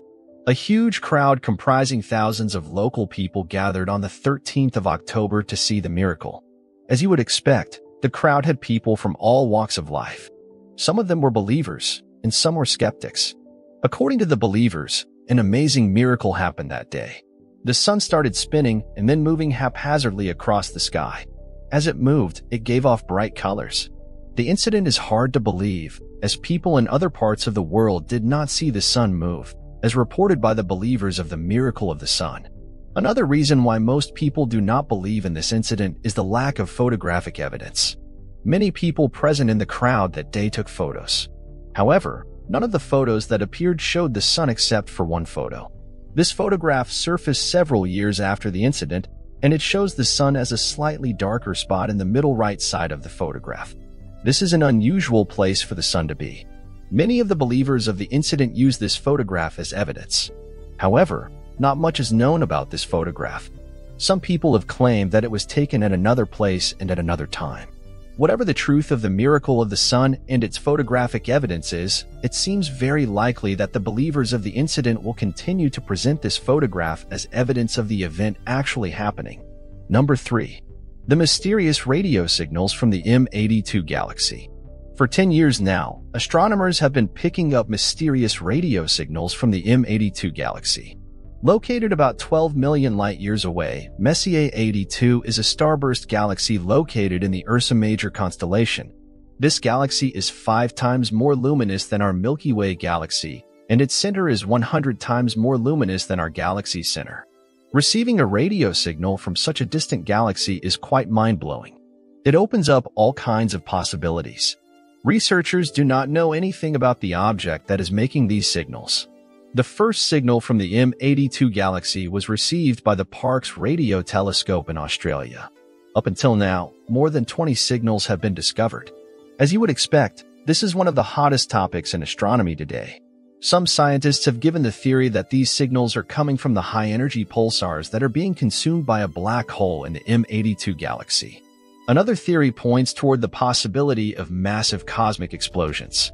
And then there is always a possibility, as per our own understanding, that an alien race might just be trying to contact us. The discovery of these mysterious radio signals from the M82 galaxy has given scientists a new hope about the possibility of an alien civilization. At the same time, it has also opened up a whole new mystery to be solved by researchers. Will we be able to see this mystery unfold during our lifetime? Only time will tell. Number 2. The Great White Shark Case. One of the most recent underwater mysteries that have left many researchers fearful for what might be lurking under the waters is that of the missing great white shark case. According to a research report filed back in 2003, scientists had placed a tracking device on a 9-foot-long great white shark located off the coast of Australia. The purpose of this tagging was to gather research information relative to the habits of the creature, and so scientists chose the largest shark in the region in the hopes that it would live a longer life as it had fewer predators capable of taking it down. However, only a few days later, that would prove to not be the case. Suddenly, the tracking device showed the shark descend more than 1,900 feet in a matter of seconds, with its body temperature reaching heats 20 degrees higher than it's physically capable of supporting, despite being at such lower and colder depths. This left researchers believing that a massive animal swallowed the creature whole and dove down deeper than any other larger animals of its size are capable of reaching. This has left many wondering if there is a much larger species of shark that is capable of swallowing the 9-foot-long great white shark in one gulp, as well as generating caloric heat temperatures far greater than any other animal known in the animal kingdom. 1. The mystery of Roman concrete. Though many will claim that our modern-day concrete is equivalent to that of ancient Roman concrete, educated researchers are well aware of the lost technology and how our modern-day construction efforts pale in comparison to that of ancient Rome. For reasons not entirely known, Roman concrete was capable of setting and hardening even when underwater, as well as the fact that the concrete structures were far more stable and capable of supporting stress than modern-day concrete, which requires the addition of rebar to handle tensile strength to prevent the concrete from breaking down. The use of this concrete allowed the Roman Empire to accomplish engineering feats that rival even the greatest construction efforts of the modern day, and to have formed structures millennia ago that will more than outlast any modern-day constructions fitted with the greatest techniques in building. In fact, researchers estimate that if humans were to disappear, the last standing man-made structures would be that of the ancient pyramids of Giza and those made using Roman concrete. If Mars manages to leave us disappointed with no living creatures on it, we might as well take a look at Proxima Centauri b. This terrestrial exoplanet is orbiting the habitable zone and it has just been discovered. This planet has a mass that is about 30% larger than Earth, and the orbital period of this planet seems to be around 11.2 Earth days. 1 year equals 11.2 days. A team of astronomers from all around the world studied the prospects for this recently discovered planet. We all know that water is the key to life, but it is still unknown how much water does this planet really have. The planet is said to be at least 5 billion years old, and it receives a significantly higher amount of high-energy radiation than our own planet, about 60 times higher. And while the amount of water on this planet remains unknown, the calculations reveal that Proxima has probably lost about 1/8, all thanks to the irradiation in the first 100 million years after the formation of this planet. Thanks to the technology these days, the scientists managed to create a sophisticated 3D model of this planet, and they are currently studying the scenario in which Proxima b actually has an atmosphere and surface water. Some scientists believe that Proxima Centauri b features liquid water, but only in the sunniest region, probably in an area in the hemisphere that faces the star or even in a tropical belt. Whether or not this planet is habitable, it surely makes it very interesting to know about. It would be great to see that the nearest star to the Sun is also a host to us unknown extraterrestrial species. Martian bacteria methane cycle. In 2004, the initial signs of life on Mars arose for NASA astrobiologists and research scientists. They saw signs of a methane plume ejecting from the surface of Mars and began to quickly theorize its implications as an organic molecule. And after many sleepless nights, worked to send a Martian rover with the capability of testing the Martian surface for additional organic molecules. Later in 2014, Martian rover Curiosity began collecting evidence of methane traces in the Martian atmosphere and made a startling discovery. The Martian rover found that the methane on Mars grew more concentrated by season in the Martian atmosphere and directly correlated with the Martian seasons. Overall, this led researchers to believe that this correlation between concentration by season was additional proof to the hypothesis that Mars contains some form of life. Methane is also an organic molecule, and the majority of methane on Earth also correlates with our seasons as certain bacteria and microbes eject this organic molecule into the atmosphere during summer and autumn seasons. Similar to what the data shows in spikes of methane across the Martian atmosphere. Although definitive signs of life have yet to be observed on the red planet, the odds of this observation seem to be more and more promising with the passing years as Curiosity uncovers additional complex organic molecules and continues its drilling processes to locate biosignatures of life. Bryant Johnson, a drunk man from the future. In 2017, there have been many claims of time travelers. Apparently, various people have claimed to be time travelers. Last year, not many seemed to be telling the truth, though. One night, the police officers in Casper, Wyoming actually got called in order to deal with a drunk man who had been roaming the streets. This drunk man turned out to be Bryant Johnson, a man who claimed he actually came from 2048. According to his story, he is a time traveler who went back to 2017 in order to warn us about an alien invasion that is supposed to happen in 2018. His story is funny, though. He said he wanted to travel to 2018, but the aliens got him completely drunk, so he ended up arriving 1 year earlier than supposed to. Luckily, his story did not really turn out to be true at all. His time-traveling experience was just an excuse to avoid public drunkenness charges, and he has been arrested. Baghdad Battery. Many will often dispute supposed writings of talking statues, massive machines, and artificial lighting of the past, given that it would have been impossible to have powered such devices since there had been no developments or evidence in the realm of electricity and electrical production. This claim has, however, been proven false after the discovery of the Baghdad Battery by archaeologists in the region of Iraq and in the surrounding areas. The Baghdad Battery is often described as a potential galvanic cell, as the entire body is a large vase filled with a cylinder of iron wrapped with copper sheeting. When the vase is filled with grape juice, an old drink, it has been found that the Baghdad Battery generates a significant electric current, which could have been used for electroplating and have essentially created a battery used for further electrical requirements. Though many archaeologists reject this claim, a man by the name of Wilhelm Koenig worked as an assistant at the National Museum of Iraq and began noticing ancient artifacts of very fine silver-coated and small trace amounts of gold, similar to the technique of electroplating. This led to further supporting experiments by Willard Gray and W. Hansen that recreated galvanic cells from the Baghdad Battery using both grape juice and vinegar, another common chemical available at the time. New Guinean iguanodon.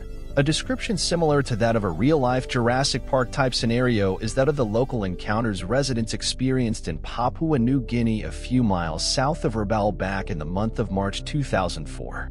Locals began reporting in mass waves that a dinosaur that stood over 3 meters tall had a body that was large and gray in color, that possessed the head similar to that of a dog and had the tail of a crocodile, was terrorizing a small village and destroying everything in its path. This led to multiple news outlets in the area also reporting the same finding, and the local police quickly began investigating the matter. When the police entered the small village, they reported that there indeed was some kind of large creature wreaking havoc and reported it immediately to all the stations and emergency services nearby. This led the government to send out an SBS alert, a special broadcasting emergency service alert that reported that a police hunting party had gone out in search of the creature out in the jungles of Papua New Guinea, and that villagers in the volcanic island province of East New Britain should evacuate if able. A reporter by the name of Christine Samé, after hearing the initial reports by other news outlets of the creature, immediately raced out to the scene of the crime to better understand what was transpiring. This led to her not only seeing the creature, but able to write down a complete description of its behaviors, size, and appearance. Other reporters surfaced claiming that 3 dogs had been eaten by the creature and 6 police officers, armed with M16s and rifles, had taken the creature down and was to be examined for further study at a hidden location. The disappearance of Baramanger Island, made popular by the BBC's documentary Mexico's Missing Island. The major island is a phantom islet that, according to maps as recent as the middle of the 19th century, should currently be lying off of the north coast of the Yucatan Peninsula. However, for some inexplicable reason, when a recent survey was conducted back in 1997 involving a team of surveyors charting lands to update the Mexican border, the team was unable to locate Baramanger Island and seemingly found that it had completely vanished from existence. This proved to be a very prominent issue for the Mexican government, as the Baramanger Island helped the country of Mexico extend its borders another 14 miles past the land claimed on this island. This then allowed the country's territorial borders to cover sensitive areas of water located off the coast of the island that otherwise would have been deemed international waters and then could be used by any other nation whatsoever. This border extension was due solely to the existence of the small island as outlined in the United Nations Conventions on the Law of the Sea, which strictly specifies that a nation's territorial border that extends out into open waters can only be up to 14 miles off of the furthermost coast under the nation's influence. This led many different conspiracy theorists to question that perhaps the island was purposefully destroyed by the United States government in an effort to gain access to these waters that lay within the extended borders of Mexico. Additionally, this pushed the Mexican government to launch a detailed investigation into the area in an attempt to better understand what took place. On March 20th of 2009, the National Autonomous University of Mexico, as instructed by the Mexican government, was at the center of investigations all throughout the region of where the island was said to rest in an attempt to naturally explain the island's disappearance. The team used an oceanographic vessel known as the Justo Sierra, of which was equipped with state-of-the-art devices to help uncover any low-lying lands or completely demolished areas. However, at the end of June of that year, the investigation was ended with overwhelming evidence that not only was there no evidence of such a conspiracy, but that there had been no trace of an island ever existed in the area, sunken or otherwise. The Area 51 caller and Art Bell. Back on September 11, 1997, a man who worked at Area 51 called into Coast to Coast AM. He was terrified for his life, his voice was trembling. He described extra-dimensional beings. He even mentioned plots made by the government that would drastically change the world we live in. They want the major population centers wiped out so that the few that are left will be more easily controllable, he said. To make the situation even more terrifying, the satellite transmission was lost. 7 months later, Art Bell received another call from the same man. This time, the man claimed his first call was a prank, a hoax. Ever since the second call, there were many debates related to these calls. Was the first call real? Why was he so terrified if it was not the truth? There is a possibility both of these calls were fake, but it is surely very strange that the satellite went out during the first call. The satellite going off at that exact moment is extremely weird. Many people believe the first call was actually true. They believe he called it a hoax because he had been scared for his life. He might have wanted to have peace and not be bothered by media. It is extremely hard to determine why this man decided to make these calls in the first place, but it is surely a mystery we are never going to get a real answer to. Stonehenge. Always a major fascination amongst the locals of the area and researchers from around the world, Stonehenge has proven to be quite a mystery to anyone who even attempts to try to understand its construction and the techniques behind it. Not only are the large blocks used so massive that even modern means of construction would fail in regards to establishing Stonehenge, but the source of the blocks appears to have been carved from hundreds of miles away, which leads many researchers to question the ability of transporting such large stones to the area. To add to this bizarre strangeness of the formation of Stonehenge, it has been discovered that the structure appears to have been built with astonishing precision in its placement and carved creation. The structure appears to be able to be used as a complex calendar and can even keep track of time to an incredibly mysterious, accurate degree. This does insinuate, however, that not only did the ancients have the technology to cut the stones with laser precision, transport the massive blocks, lift them with tremendous force, and place them with perfect alignment, but that our ancestors also had the ability to make megalithic constructions in a very short span of time. This continues to baffle researchers to this day who work to uncover more secrets regarding Stonehenge, such as its weird electromagnetic properties and special materials used in its creation. Others have even argued that the formation of the Great Stonehenge could be direct proof of ancient technologies and extraterrestrial intervention. Andrew Biago, a lawyer with time-traveling experience. As strange as it might sound, this Seattle lawyer claims that he actually time-traveled. Andrew Biago not only claims he traveled to the future, but he also claims to have been traveling to Mars and the past. Andrew has some very interesting claims. One of them is his Mars travel back in 1981, together with a young Barack Obama and William Stillings. Apparently, they were all involved in a Defense Advanced Research Projects agency creating a time machine. He also claims that the project, named Pegasus, was actually active between 1968 and 1972. This project led them to the creation of a real working time machine. Andrew claims he had used the time machine to travel back to the year 1863 just to listen to one of Abraham Lincoln's speeches. He also traveled to the year 2050. For according to his claims, the United States government frequently used this time machine to deploy various military units. Unlike most of the time travelers, Andrew did not provide us with any future predictions that are worth mentioning. The Wyoming incident, the mysterious TV transmission. The Wyoming incident is probably one of the most deliberated and researched pieces. There is a possibility you have never even heard of this one, but do not worry. The entire incident was explained as a television broadcast hijacking. The hacker behind all of this managed to interrupt a local program channel and aired his video for a whole 6 minutes during a newscast. The video was extremely bizarre, confusing, and very unsettling. There were multiple disembodied heads, strange facial expressions, and from various camera angles. Soon after, a special presentation has been shown, followed by a message. You will see such pretty things. This video has been remembered. It had rather strange effects on its viewers. People who decided not to change the channel and continued to watch the video slowly experienced dizziness, headaches, vomiting, and physical discomforts. To make it even worse, some of them were feeling paranoia, followed by visual and auditory hallucinations as well.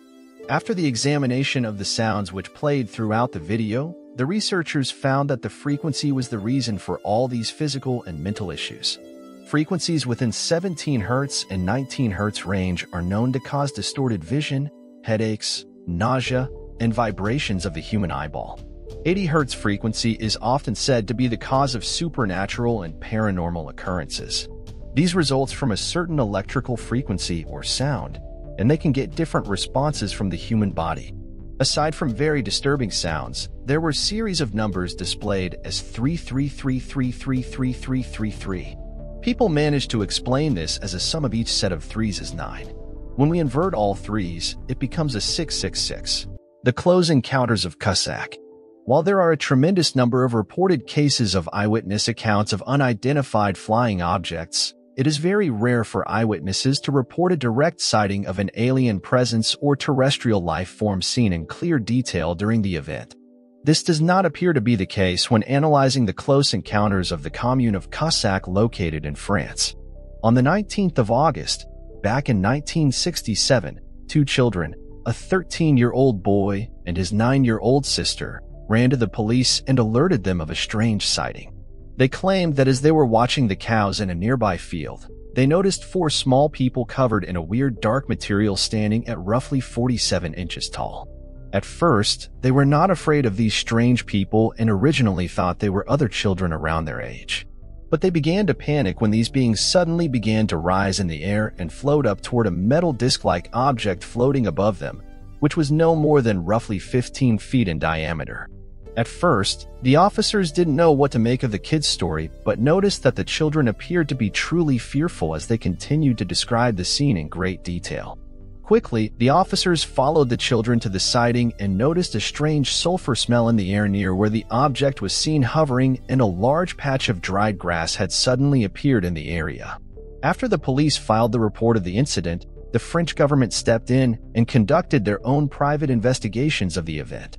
They have yet to release any gathered information or investigation details. As time went on, the story died down, and the government felt compelled to keep all gathered details of the investigation a secret, refusing to acknowledge the case's existence up until March 2007, when the French government released hundreds of declassified UFO investigations on their government website over 40 years after the event. Number 2.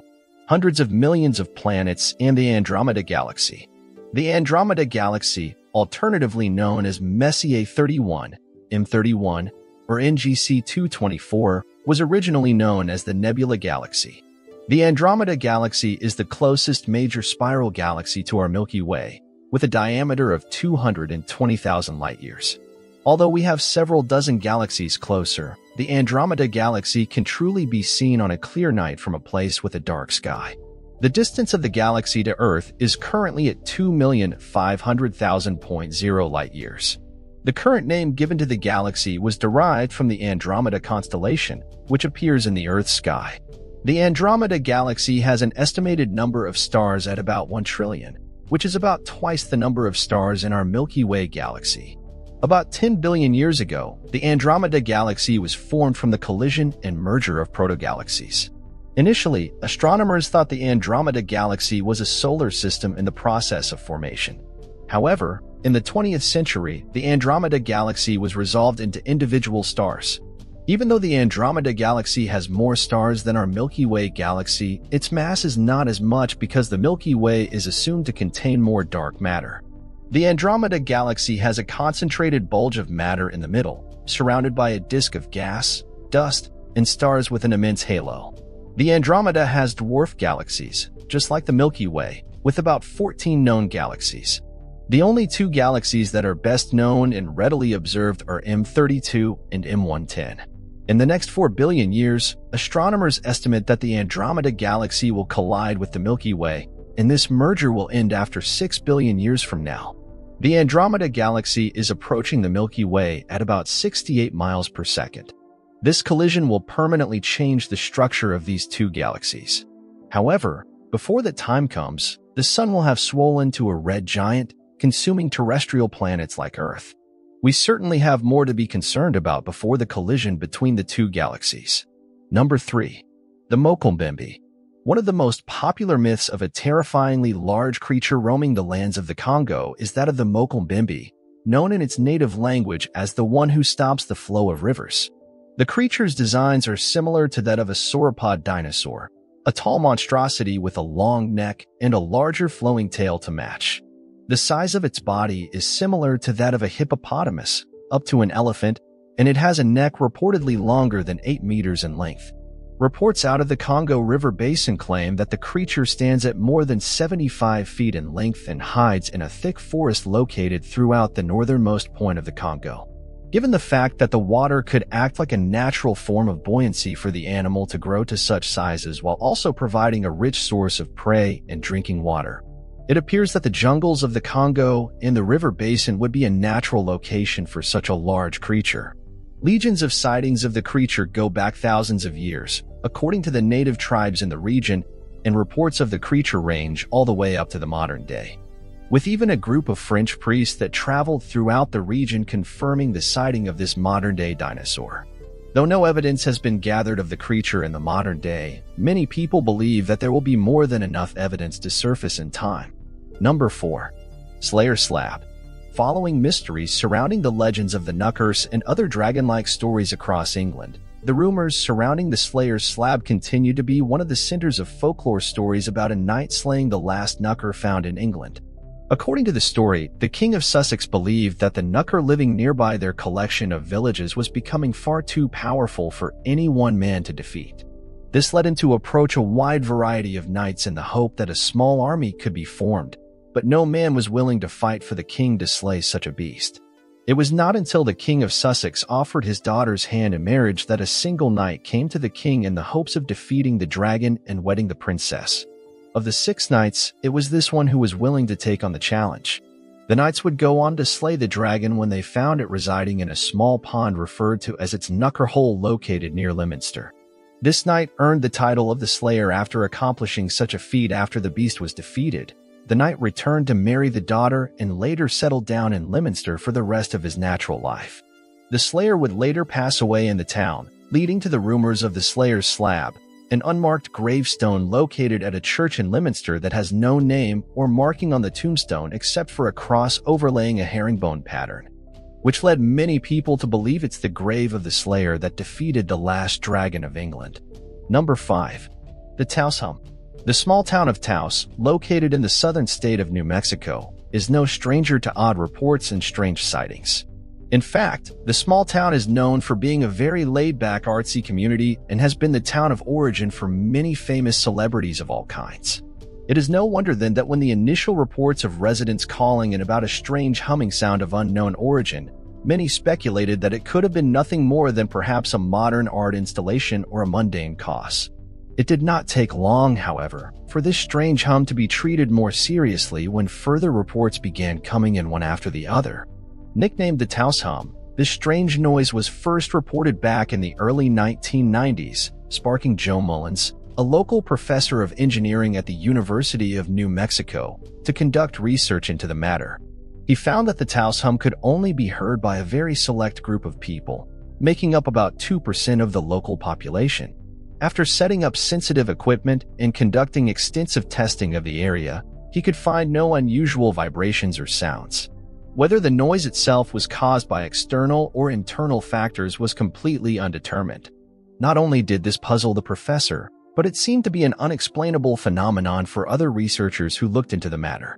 To this day, reports of a strange humming at different times of the day have been heard, and no one finds themselves any closer to an answer after all these years.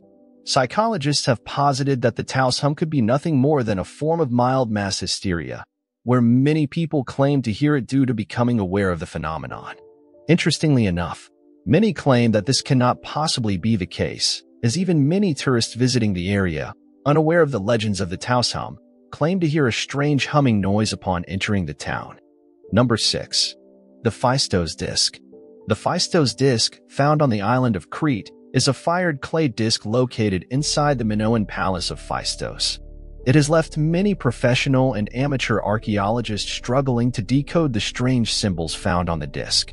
Interestingly enough, it appears that the disc follows a lot of the same principles of modern-day discs, such as creating the symbols in an outward spiraling motion and having a spiraling line starting from the middle of the disc and radiating outwards. The symbols are not recognized as being a language of any kind and have left many wondering if they are instead a number of visual symbols that have no specific meaning but provide information based on context. Such examples of symbols like these in the modern day are that of stop signs, pedestrian crossing signs, and emojis. These are symbols used in everyday life but have no real decipherable language. Located on the face of the disc are a number of strange symbols that depict the heads of people, hides of animals, water, filters, and a number of strange tools that don't seem to repeat in any way. The disc also has 2 distinct sides, known as Side A and Side B, depicting different symbols with no real connection to the opposite side. This enigmatic and believed to be impossible to decipher text has led to a number of online forums dedicated to solving this strange artifact, with several different lists describing each symbol and trying to better understand the use and purpose behind it.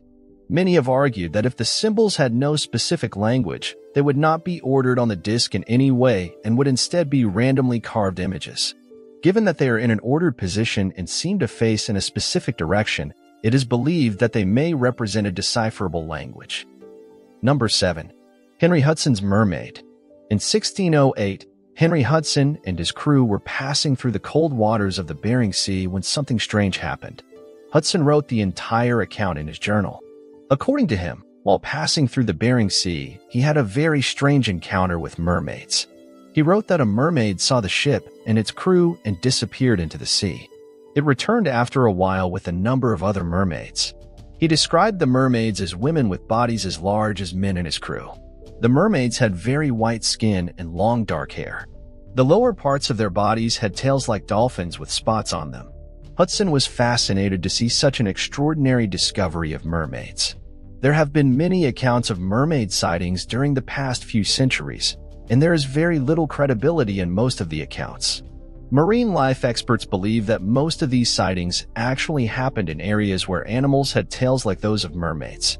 One of the most common animals that can be mistaken for a mermaid is a manatee. However, Henry Hudson's case is quite different. The place where he saw these mermaids doesn't have any manatees. The clear description of the entire event by an experienced sailor like Henry Hudson leaves no chance that he and his crew mistook some other animals as mermaids. While many historians and marine biologists believe that the story of Henry Hudson could be entirely made up, there are some who believe that the sailor and his men saw something entirely unique that day.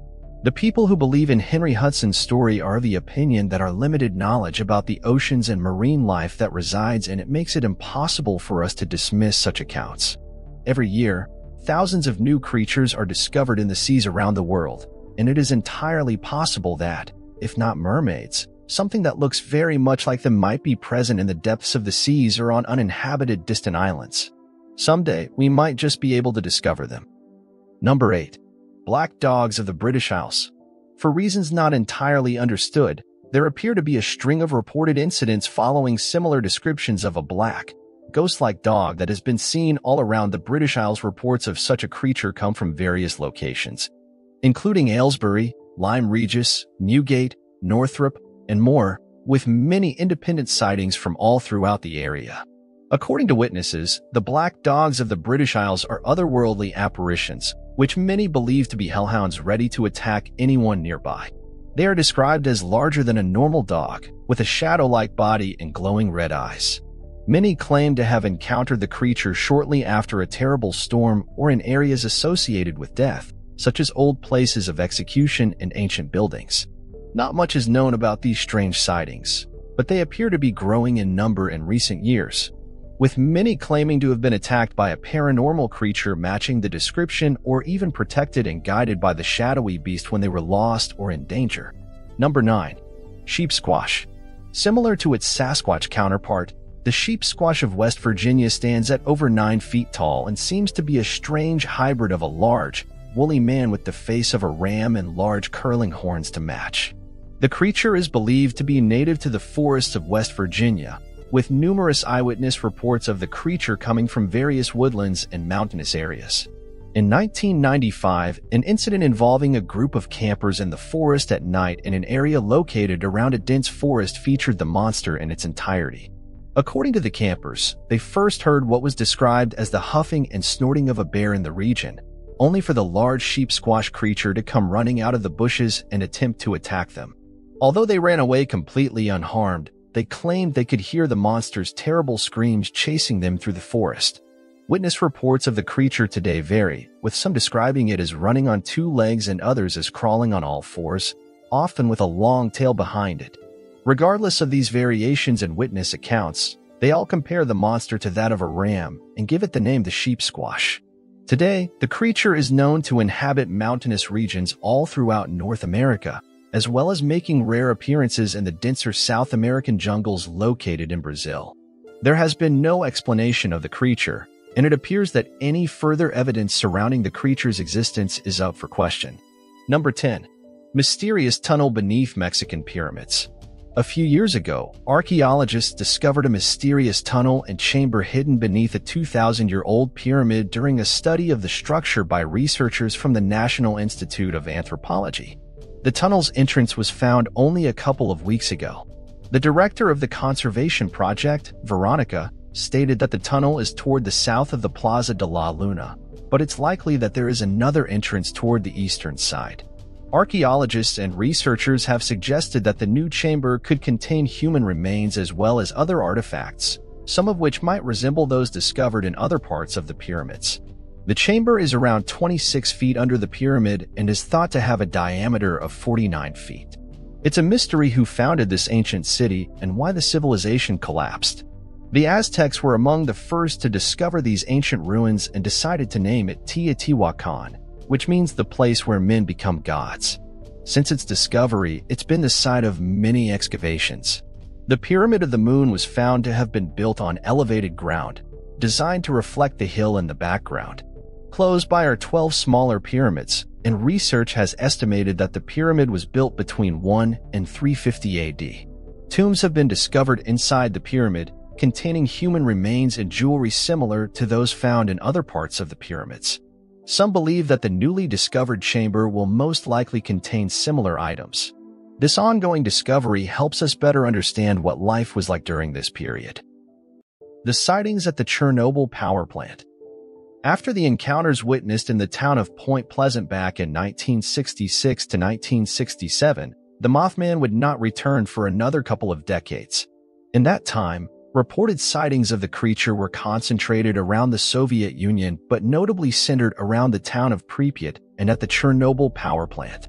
There were an overwhelming number of reports in the region, and even workers at the power plants claimed to be bothered by the appearance of the creature. According to the residents of the town of Pripyat, there were numerous reports and claims of a strange winged creature often seen flying over the town late at night on a variety of different occasions. In the case of the workers at the Chernobyl power plants, there appeared to be much more alarming reports. In the months shortly following the Chernobyl incident on the 26th of April back in 1986, the workers at the Chernobyl power plant noticed the same creature reported throughout the town of Pripyat hovering over the plant. Sometimes, it even rested on the larger towers and areas of construction. What grew more perplexing for the workers were the reported incidents in which people experienced harrowing nightmares of the creature that would manifest into threatening phone calls from the creature, calling them throughout the night. Many residents of Pripyat and workers at the Chernobyl power plant described the creature as resembling the shape of a man with wings and piercing, glowing red eyes. This creature would later be referred to as the Black Bird of Chernobyl and, similar to the cases in Point Pleasant, would cease to exist in the region shortly after the Chernobyl incident. The Chernobyl incident is known worldwide as one of the largest tragedies and potentially the most environmentally damaging of its time. Although it appeared that the governments of the world were ready and prepared when it occurred, the event still saw more than 50,000 square miles of land contaminated with radioactive fallout, making a large part of it completely unusable for the foreseeable future. The site of the town of Pripyat and Chernobyl will not be habitable for another 20,000 years. It could very well be that the Mothman was warning us of an impending doom that could have left a much larger area completely uninhabitable for a much longer time. Point Lookout Lighthouse. The Point Lookout Lighthouse in the town of Scotland, located in the state of Maryland, appears to have had a long history with the supernatural. In fact, many paranormal researchers claim that the lighthouse is one of the most haunted locations in the United States. Many have reported that going to the lighthouse will turn even the most unshakable skeptics into a terrified believer. Many have often reported seeing male and female apparitions appear before them, only to vanish shortly before a picture could be taken, or others could see it. Doors will often open and close, slamming them shut. And people have also reported hearing noises of heavy footsteps running up and down the lighthouse, along with shouting, screaming, whispering, and even snoring. Many have speculated that this could be due to the fact that many years ago, the spot was once used as a hospital and prison camp for Confederate soldiers during the time of the Civil War. Although the lighthouse went out of operation back in 1985, it still holds an incredible piece of history that can be heard in the hallways of the lookout. Rigel the dog who saved lives. Newfoundland dogs are known around the world for their ability to tolerate the coldest temperatures and for working tirelessly to protect their owners from any possible dangers. This appeared to be the case when discussing the events of Rigel, the dog who helped save numerous lives during the sinking of the RMS Titanic. Rigel was the dog owned by the captain of the Titanic, who was believed to have perished early on in the sinking of the ship. However, his dog continued on with his duties. After the survivors were aboard lifeboats and the ship had sunk quite deep, Rigel the dog jumped off the starboard bow and landed in the frigid, icy waters. Many of those in lifeboats remembered seeing Rigel swimming around, almost as if completely unaffected by the temperature, doggy paddling his way onto floating debris or beside lifeboats, where he could get a moment's rest. After a long wait for search and rescue, it appeared that lifeboat number 4 was far away from the search efforts of the crews near the area. As the Carpathia came into the region, the crew of which would come to pick up the majority of the survivors, it appeared that lifeboat 4 had begun to drift under the bows of the ship and was at risk of being run down. The survivors on the lifeboat were already far too weak to make their voices heard on board. The Carpathia was commanded by a man named Jonas Briggs, who heard the barking of the dog and noticed the lifeboat drifting closer and closer to the bow. He signaled for the boat to turn, and the survivors were quickly rescued. Rigel would later be adopted by Jonas Briggs and lived out the rest of his days in a home in rural Scotland to a ripe old age. The bloop in the Julia Sound. Back in 1997, a sound was recorded emanating from deep within the ocean in vast, unexplored regions. It was so loud that it was considered one of the loudest sounds ever recorded on Earth at the time. It was given the nickname the bloop because it mimicked the sound patterns of marine animals in some ways. The strange thing about this noise was that for it to have been from a sea creature, it would have had to emanate from a large marine animal larger than the size of most naturally formed islands. Because of this impossible size, the National Oceanic and Atmospheric Administration considered the noise to be caused by an ice quake, a large shattering sound caused when massive pieces of underwater ice crack. However, many experts reject this explanation as the noise was too loud for standard ice quake recordings. This sound remains a mystery that requires more evidence for explanation. In 1999, a similar sound was recorded, nicknamed the Julia Sound. This recording mimicked the original behaviors of the bloop recording and was analyzed in much greater detail, determining the audio closer to a cooing sound or a continuous whining noise. This renewed interest in the mystery and prompted speculation that there might be a massive underwater creature deep beneath the ocean's surface. Interestingly, new information regarding the matter has recently surfaced due to H.P. Lovecraft enthusiasts and a collection of conspiracy theory writings. According to the Lovecraftian novels, a large ancient elder god known as Cthulhu rests at the bottom of the ocean, awakening to bring doom to humanity. In Lovecraft's writings, he provided a location for the monster, somewhere around a latitude of 50 degrees south and a longitude of 100 degrees west. Interestingly, the source of the bloop sound had been traced to a 50 degrees south latitude and 102 degrees west, closely matching Lovecraft's tale. Ancient Aztec pyramids. Although many might be unaware of the discoveries, pyramids are not only found in Egypt. In fact, archaeologists and researchers have found pyramids all around the world, built by various ancient civilizations. The ancient Aztec civilization also boasts a variety of these pyramid-like structures that are more than 2,000 years old. Unfortunately, the purpose of these pyramids remains shrouded in mystery. One of these pyramids, the Pyramid of the Sun, located in Teotihuacan, Mexico, stands as one of the largest constructions ever created in the Americas. It is believed to have taken more than 100 years to build and contains over 1.1 million adobe mud bricks. The Pyramid of the Sun is almost identical in size to the Great Pyramid of Giza, though it stands much shorter due to a lower angle of height. The pyramids are believed to have been the center of religious and sacrificial rituals in the Aztec civilization. Researchers suggest that the pyramids held a deep religious and spiritual significance, acting as the heart of the city's design. The pyramids, especially the Pyramid of the Sun, are believed to be the site of numerous rituals conducted by the Aztecs to ensure the safety of humanity, guaranteeing a new year. In Aztec mythology, it is believed that their gods would descend from the sky and land on the pyramids, providing gifts, using the pyramids for maintaining contact, and more. This has led to theories suggesting that the pyramids may have been ancient landing sites for extraterrestrial visitors, given the descriptions of God's interactions with the structures. Today, there is no consensus on the exact purpose of these pyramids, but they are believed to be closely tied to the Aztec civilization's religious and spiritual practices and their connection to celestial bodies. The Adaro Merperson. One of the darker tales involving mythical sea creatures is that of the Adaro Merperson. Unlike traditional mermaid legends, Adaro creatures are described as evil spirits that roam the Pacific Ocean, residing at deep depths in the darkest regions of the ocean. They share some physical characteristics with mermaids, such as the humanoid appearance with large gills behind their ears, but they have a long tail fin instead of feet and a shark-like dorsal fin that can grow into a large horn. They also have a massive shark spear growing from the top of their heads, similar to a swordfish or a sawfish. According to legend, Adaro creatures are born when an evil person falls into the ocean and passes away. This evil lingers in the ocean, forming the body of an Adaro, which then continues to grow in numbers. They are believed to reside close to the Solomon Islands and are considered far more sinister than traditional mermaid legends. Encounters with the Adaro are best avoided. The Loch Ness Monster. Possibly one of the biggest ocean mysteries is the search for the Loch Ness Monster. Sightings of the creature have been associated with the long-extinct plesiosaur, a dinosaur.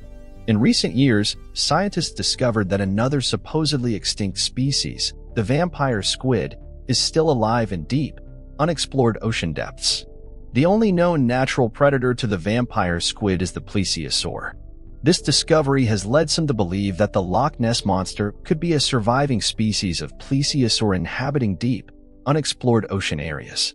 In fact, in the early 1900s, Japanese fishermen caught a large creature that closely resembled a living plesiosaur, washed up near the beaches. This discovery led experts to consider the possibility of a surviving dinosaur species.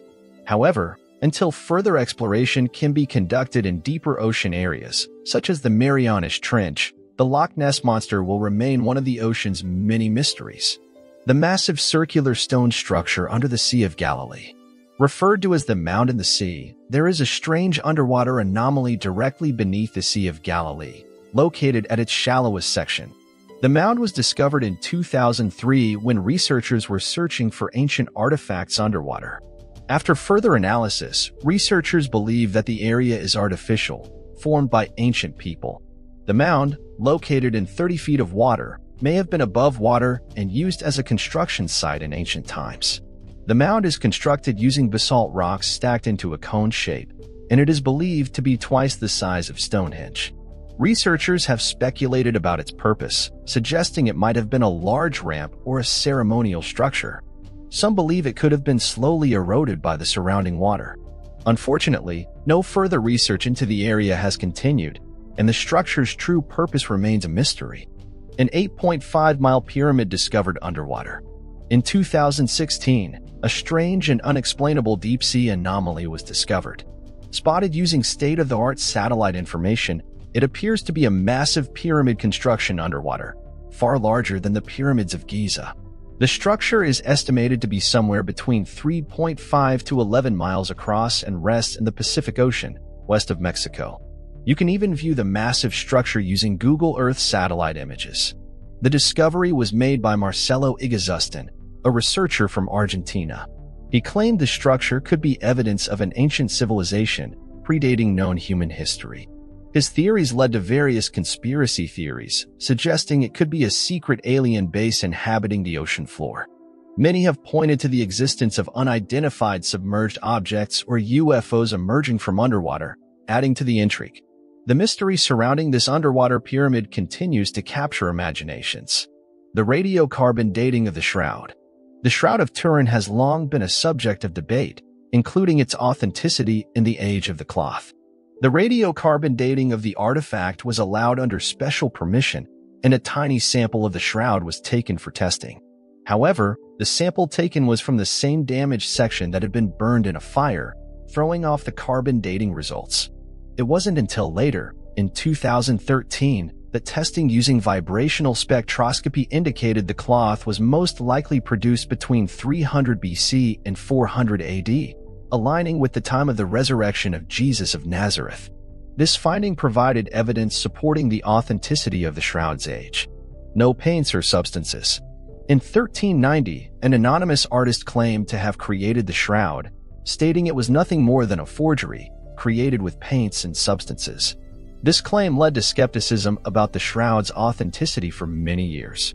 However, in the early 1970s, a Turing Commission conducted tests on the shroud to determine whether paints and substances were used in its creation. Conventional and electron microscopic examinations found an absence of paints and substances on the shroud. Researchers were puzzled by this, as they expected to find evidence of pigments.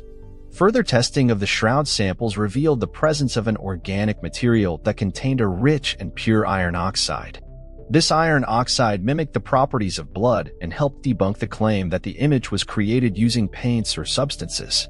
This discovery supported the authenticity of the shroud. But fortunately, despite these testings, they concluded that the existence of the organic material was not the cause of the formation of the image and was rather a layer found on top of the image. Further testings into the iron oxide residue allowed for the blood found on the cloth to be tested and showed the same consistencies as that of beef-type blood.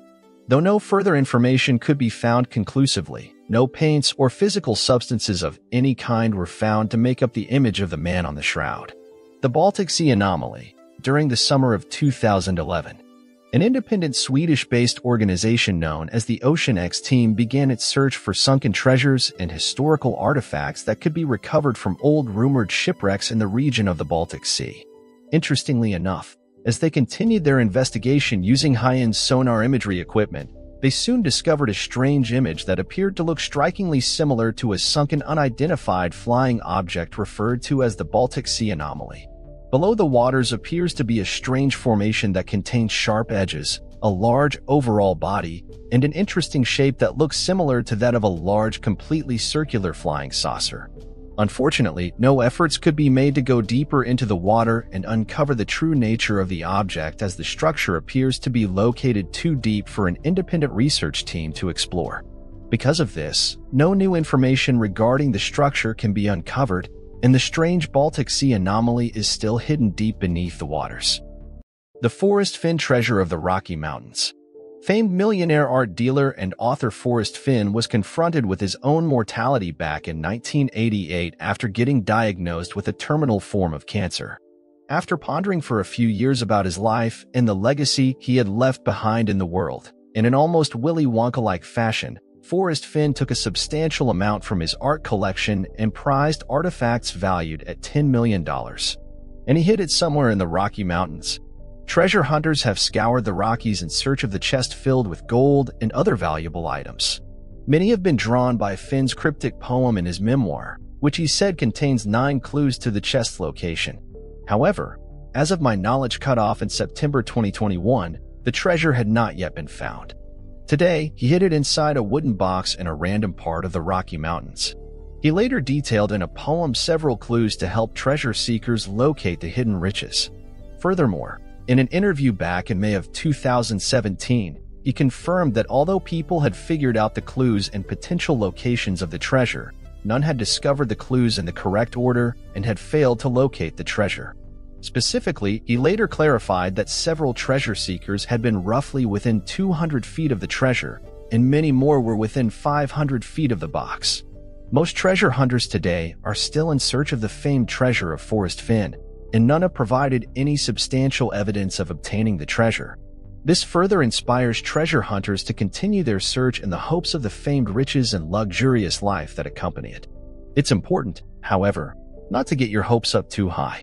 Although it is confirmed that the treasure exists, Forrest Fenn himself claimed that it would probably take 10,000 years before a single soul will ever find the treasure. This does not deter true treasure hunters, though, as they write that the thrill of treasure hunting, hiking through the Rocky Mountains, and working to be credited as the one who figures out the clues and finds the treasure is more than a reward on its own. And the money involved is merely an added pleasure. On April 5, 1720, Dutch navigator Jacob Roggeveen visited Easter Island, and he remained the first outside human contact with the natives of the region. Roggeveen and his crew wrote vast documents and created many detailed drawings of the island and large stones that appeared to be buried deep in the ground due to natural erosion and winds. What puzzled the crew was that these large stones appeared to have been large statues carved from massive rocks and moved across great distances, seemingly impossible to accomplish. The locals had stories explaining that the statues were floated to their positions by their powerful kings and priests who had the ability to transport these large stones.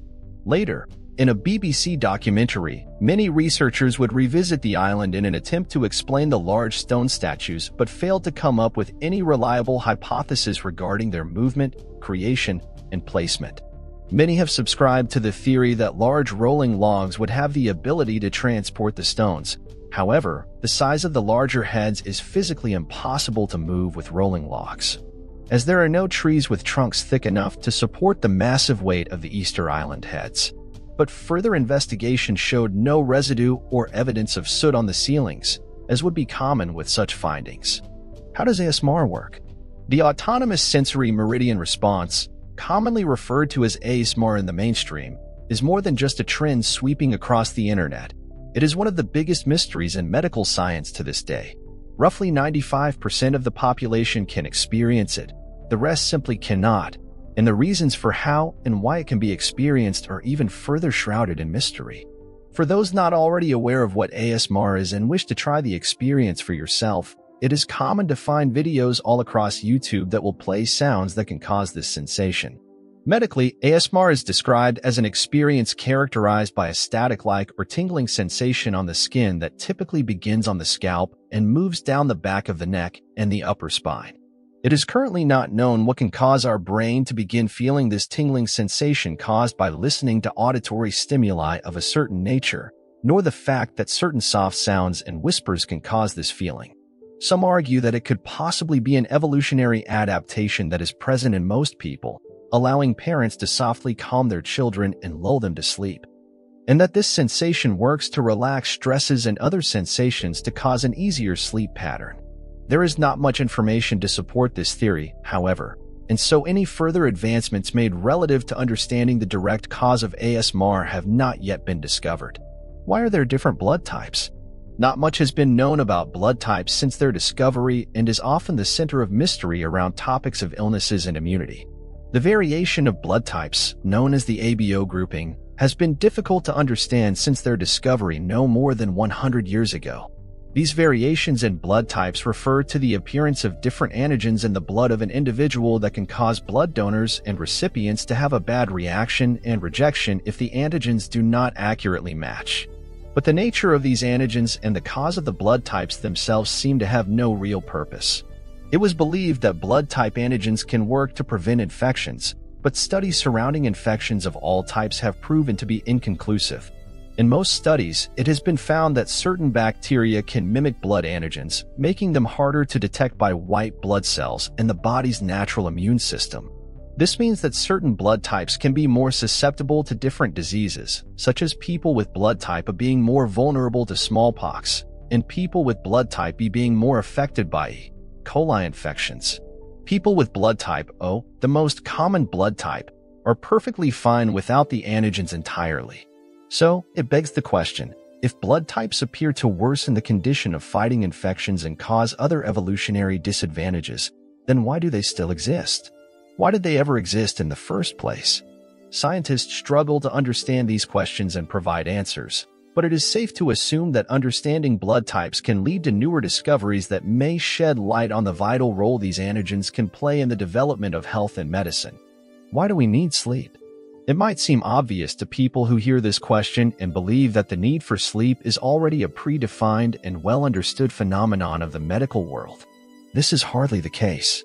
In fact, even the evolutionary advantages of sleep are not entirely known to research scientists studying this strange need. A misconception that people often seem to have is that sleep allows our body ample resetting time and our mind to relax and shut down to allow us to perform better during the day.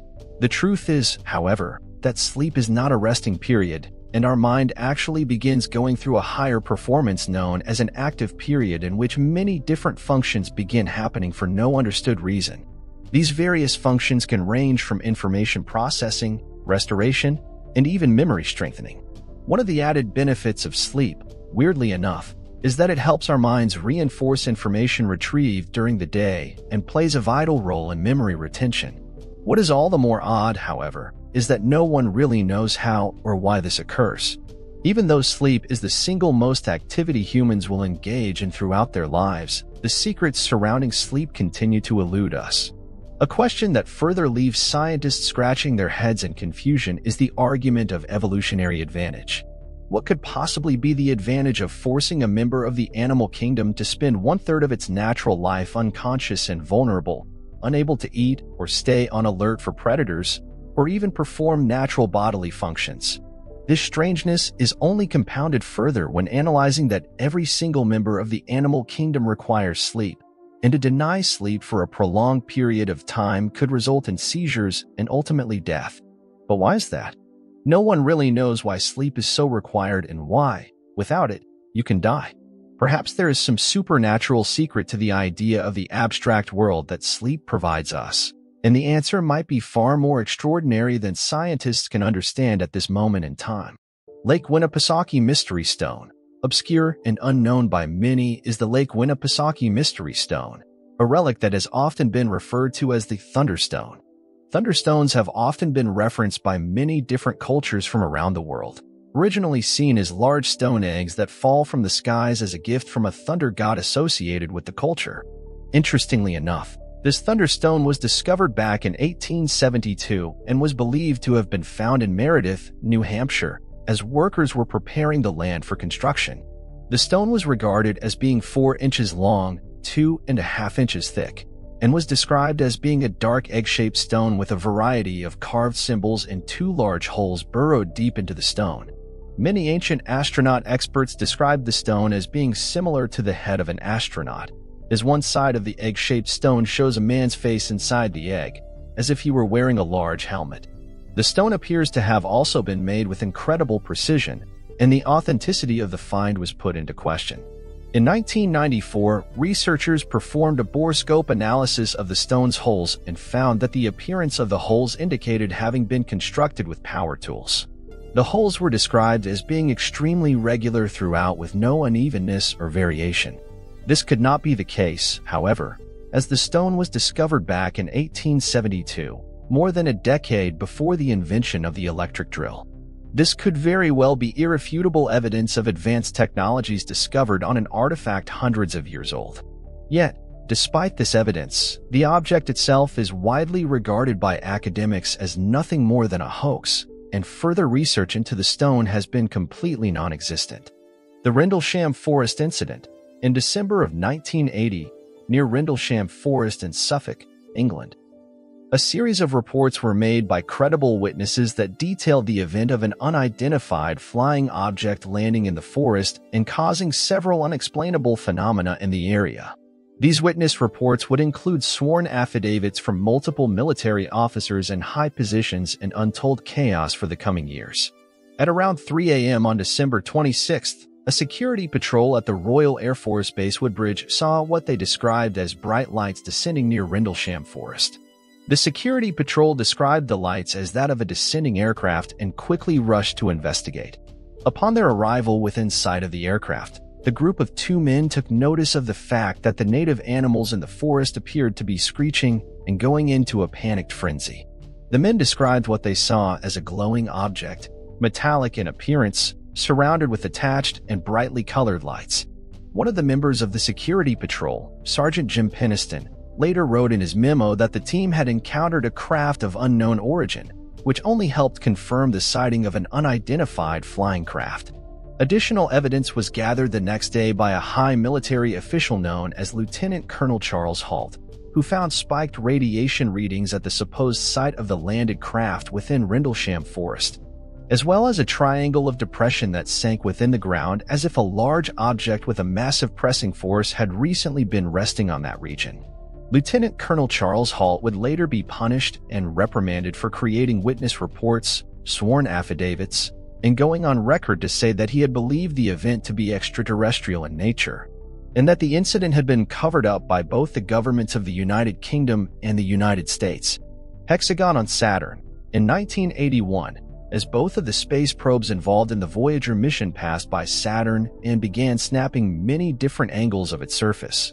They discovered an anomalous property of the gas giant that is still unanswerable even to this day. Located at the north and south poles of the planet were large open vortexes. This was made increasingly more mysterious as the probes soon discovered that the North Pole vortex created a massive hexagonal pattern on the planet. This was compounded in its strangeness as future NASA missions would later confirm this anomalous property never before theorized on many of the other planets in the solar system. Juno, analyzing a strange hexagonal pattern on the North Pole of Jupiter, and Voyager 2 noticing vortexes on the poles of Neptune. Not only was the scientific community baffled by these findings and is still attempting to hypothesize the cause of the anomalous properties, but these discoveries led to a massive outcry from conspiracy theorists who had predicted this planetary behavior eons before the observation. The Hollow Earth community pointed to these open vortexes at the north and south poles of the planets as proof of the physics behind the conspiracy theory of the Hollow Earth hypothesis. In 1947, a man by the name of Admiral Byrd wrote a diary about his events of setting world records around the world. One of these entries included his journey to the North Pole, where he claimed he witnessed a massive open vortex that reached inside the Earth. When he flew inside, he claimed that there were inhabitants of the inside of the Earth that were not human and were entirely unaware of human beings, the creation of our weapons of mass destruction, and the governments of the world. Many Hollow Earth conspiracy theorists pointed to this witness account as evidence of their hypothesis but were argued against by scientists and physicists at the time, claiming such an idea to be impossible.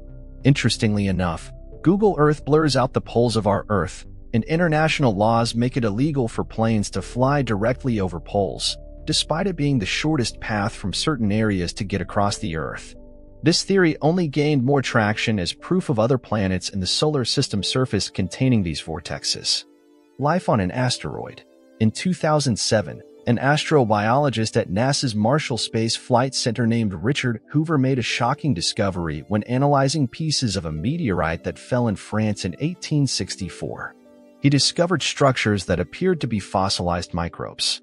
Many NASA scientists challenged his hypothesis by stating that fossilization of microbes could have occurred as the meteorite struck the Earth and may not have been original inhabitants of the meteorite itself. After further research, however, this rebuttal was quickly disproven as definitive proof was established that the fossilization occurred prior to the meteorite's landing. Richard Hoover specifically stated in his papers and presentations, as many of the filaments shown in the figures are clearly embedded in the meteorite rock matrix. Consequently, it is concluded that the filaments cannot logically be interpreted as representing filamentous cyanobacteria that invaded the meteorite after its arrival.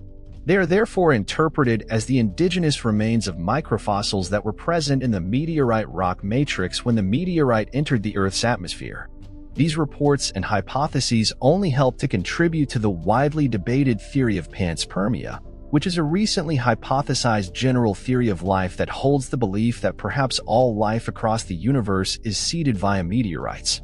This posits forth the mathematical implications that life overall is not very rare and rather quite common. Perhaps even ourselves were planted here by a crashed meteorite millennia ago. The Rendlesham Forest Incident. In December 1980, near Rendlesham Forest in Suffolk, England, a series of reports emerged from credible witnesses describing an unidentified flying object landing in the forest. These reports included sworn affidavits from military officers, causing significant controversy. Around 3 a.m. on December 26th, a security patrol at the Royal Air Force Base Woodbridge noticed bright lights descending near Rendlesham Forest. The patrol encountered a glowing object with metallic features and attached brightly colored lights. One member of the patrol, Sergeant Jim Peniston, later claimed to have encountered an unknown origin craft, confirming the sighting of an unidentified flying object. Further evidence emerged the following day, with Lieutenant Colonel Charles Halt discovering spiked radiation readings at the supposed landing site and a triangular depression in the ground. Halt's assertion that the incident was extraterrestrial led to reprimand and cover-up allegations by the UK and US governments. The Rendlesham Forest incident continues to be a mysterious event, leaving experts puzzled.